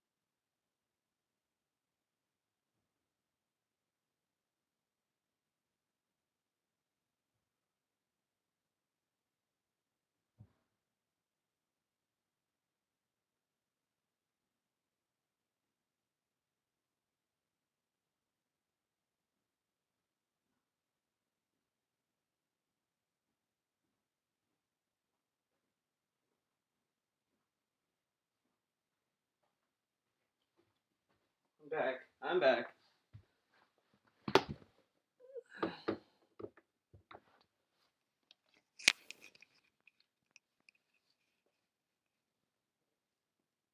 and thinking that they're elitist and they're the smartest and they're going to just fucking keep putting out whatever they want and they're better than you. I've said it for years, and this is just proof, positive proof that this is their mindset. So, I don't even know if it's worth it to even try to bother to get a, you know, sponsored or partnered Nintendo program YouTube channel, or if I should just say fuck it and bite the bullet and play Nintendo games and upload them to DSP Gaming and have all the ad content taken away from me and just rely on you guys to be supportive with watching the streams, cheering, subbing, and tipping during the streams, watching my other videos, I got an idea. things like Patreon in order to support me so I can keep covering Nintendo I got an games, idea. all right? This is all an experiment. I'm incredibly grateful to the fan who donated the Switch, and apparently it's coming this week. Fingers crossed that everything works out, because I want to keep covering Nintendo games. I guess we're going to see firsthand how it's going to work out, okay? So that's it. After, like, midweek this week, I don't really have anything concrete to tell you, because I don't want to absolutely promise you something, and then the Switch shows up, and now I want to cover that. You know what I mean? So I'm kind of leaving it open. However, there are a few things that will be starting shortly that I want to let everyone know about. First of all, the Patron's Choice playthrough was chosen as Danganronpa 2, and that's going to start either this week or next week. All right, I'm putting my foot down and saying I'm definitely starting this game at some Remember point, Patron's either Choice? this week or next Can't week. say that anymore. Depending on how the end of the week goes, we'll determine that. But at the latest, it's actually going to start next week. All right, my Danganronpa 2 playthrough. Now, what I'm thinking of doing is what I did with Danganronpa 1 near the end. So what I think I'll do, I'll stream it, but I'll stream it with my stream chat closed, and there will be no on-screen notifications. It'll just be like raw gameplay stream, so there's no spoilers and nothing that's going to throw off the narrative of the game, and that way people who want to see live can watch it. But if you do cheer or sub or tip, what I'll do is maybe at the end of every session, I'll open it up and I'll start, you know, reading out shout-outs if I can, because you know what's going to happen. You're going to get trolls, too. You know, you're always going to have that element. There's nothing you can do about it. But we'll see. All right, let's see how it goes. I definitely want to start that at the latest by next week.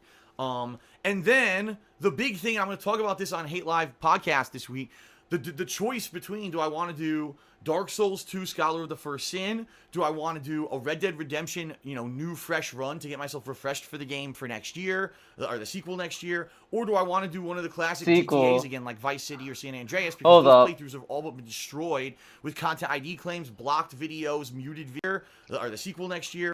Do I want to do Dark Souls 2 Scholar of the First Sin? Do I want to do a Red Dead Redemption, you know, new fresh run to get myself refreshed for the game for next year, or the sequel next year? Or do I want to do one of the classic GTAs again, like Vice City or San Andreas, because those playthroughs have all but been destroyed with content ID claims, blocked videos, muted videos, and everything on YouTube, and I really want to have good quality playthroughs of those games up on YouTube, and I think I'm going to have to redo them, all right? So one of those three projects is going to be kind of the big summer project, and I think I'm going to talk a little bit more about it later this week on the podcast and see if I can get your opinions. Which one would you want to see more? Maybe I could do a poll. I'm not sure what I should do, but very curious to see what everyone's opinion is and what people would want to see the most out of those three, because honestly, I'm stoked to do any of the three. I think any of the three would be a great summer project, and I just need to basically figure out which is the one that people would want to see and do it.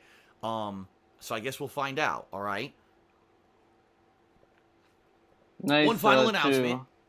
Patron stuff for the end of the video here. If you were a patron in May, I'm going to message, well, if you messaged me back this week with information about getting your perks, I'm going to submit that information tonight to my webmaster, and within a week, everything should be done, meaning you should get forum upgrades or whatever. If I owe you a private Q&A video tonight, I don't have time to film it, but I'm going to be doing those next week, so next weekend, if I owed you a private Q&A video, expect to get it. So that's patron stuff, and a new goal has been announced for the month of June.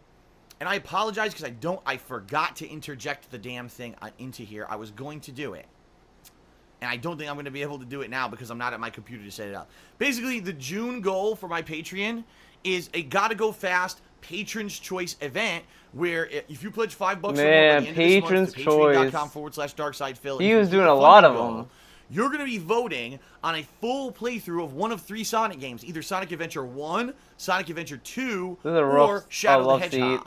All right, that's cool. Last year, I did a similar thing. Sonic 06 won the voting. Sonic 06 ended up being one of, if not one of the best things I did in a long time. So I fully expect that this would probably end up being quite an enjoyable experience as well for everybody. So please, you have to pledge by the end of the month. Have get in on to. this event, and we have to hit the funding goal. And last month we were this close to not hitting it. So please pledge if you're interested in seeing this Sonic event. And by the way, that event would probably start late July, early August. And it's perfect timing because it would be just enough time for me to finish it off before the new releases start in mid-August. So I'm stoked. I hope you're stoked too. Okay? That's it, folks. Thanks for watching the Week in Preview. Hope to see you for all the E3 coverage, for all the new gameplay this week. If my Switch shows up, that would be awesome. Lots of positive, awesome stuff coming this week. I'm feeling good. I hope you're feeling good as well. The summer is heating up, and let's check it out together, all right? Thanks, everyone. And without further ado, thanks to the following May patrons who made the upcoming in. No. Wait, can we get one that's not 20? Okay, this is an old one. Fuck you. Oh, God. Fuck you.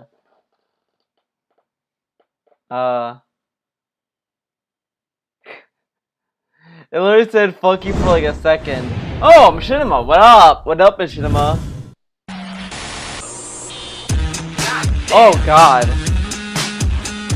Holy teleportation. What the fuck? What? What? Dude. Look at this. What the fuck? Wait.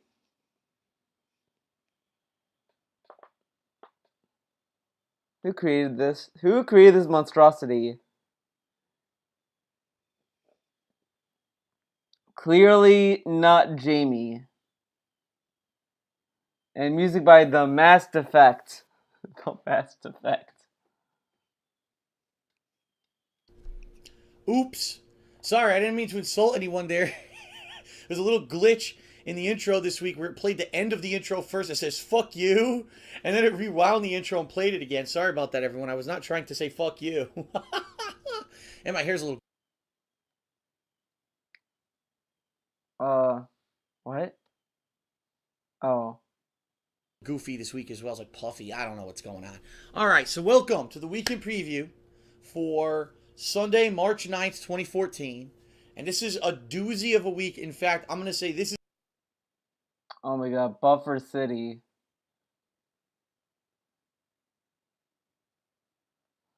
Buffer City. What the fuck? This is it, everyone. This is the big one. This is the Weekend Preview that everyone has literally been waiting for a while, because I'm going to be We'll lower the quality. Discussing with you the exact plans that I have this week for handling the new releases. In addition to that, I actually have some other things that I have not really even talked about yet that I want to reveal in this video. Other videos. Oh my god. Okay, we're done with this. We tried, guys. We tried our best. What time is it? 4:57. All right. You know what? I'm gonna call it. Thank you guys for coming to the stream. It was a fun stream. Hope you guys had fun. We learned a lot about Frenolith, and we had a fun time watching some old DSP videos and doing some animation stuff. Be it it was a little crude kind of shit that I was putting together. And thank you, and 1337 for another contribution for the canvas over here. Pretty cool, right? And I also want to say thank you guys for coming out. Thank you, Woomy Sid. Thank you.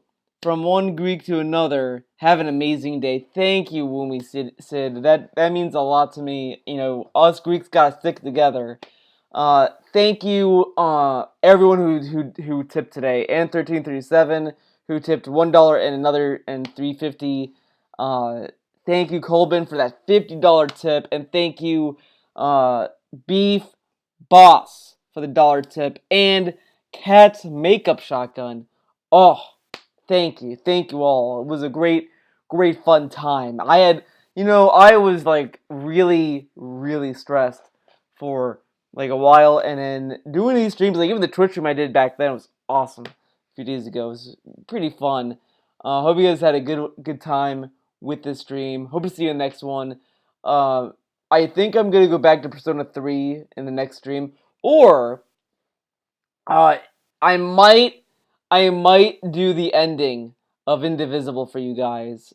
I beat the game, and it was a great ending. So I don't know if I'm going to do that anytime soon, because I want you guys to kind of experience the ending for yourself. But that's a possibility. That's a possibility. I might just stream other stuff from Indivisible as well that you might have missed in my run. But I will also be streaming Persona 3 again. I need to pick up that game again. I need to get further into Tartarus. So there's that. So thank you guys for coming out. It was a fun stream. I had a lot of good time. I hope you had a good time. It means a lot that you guys have a good time as much as I do.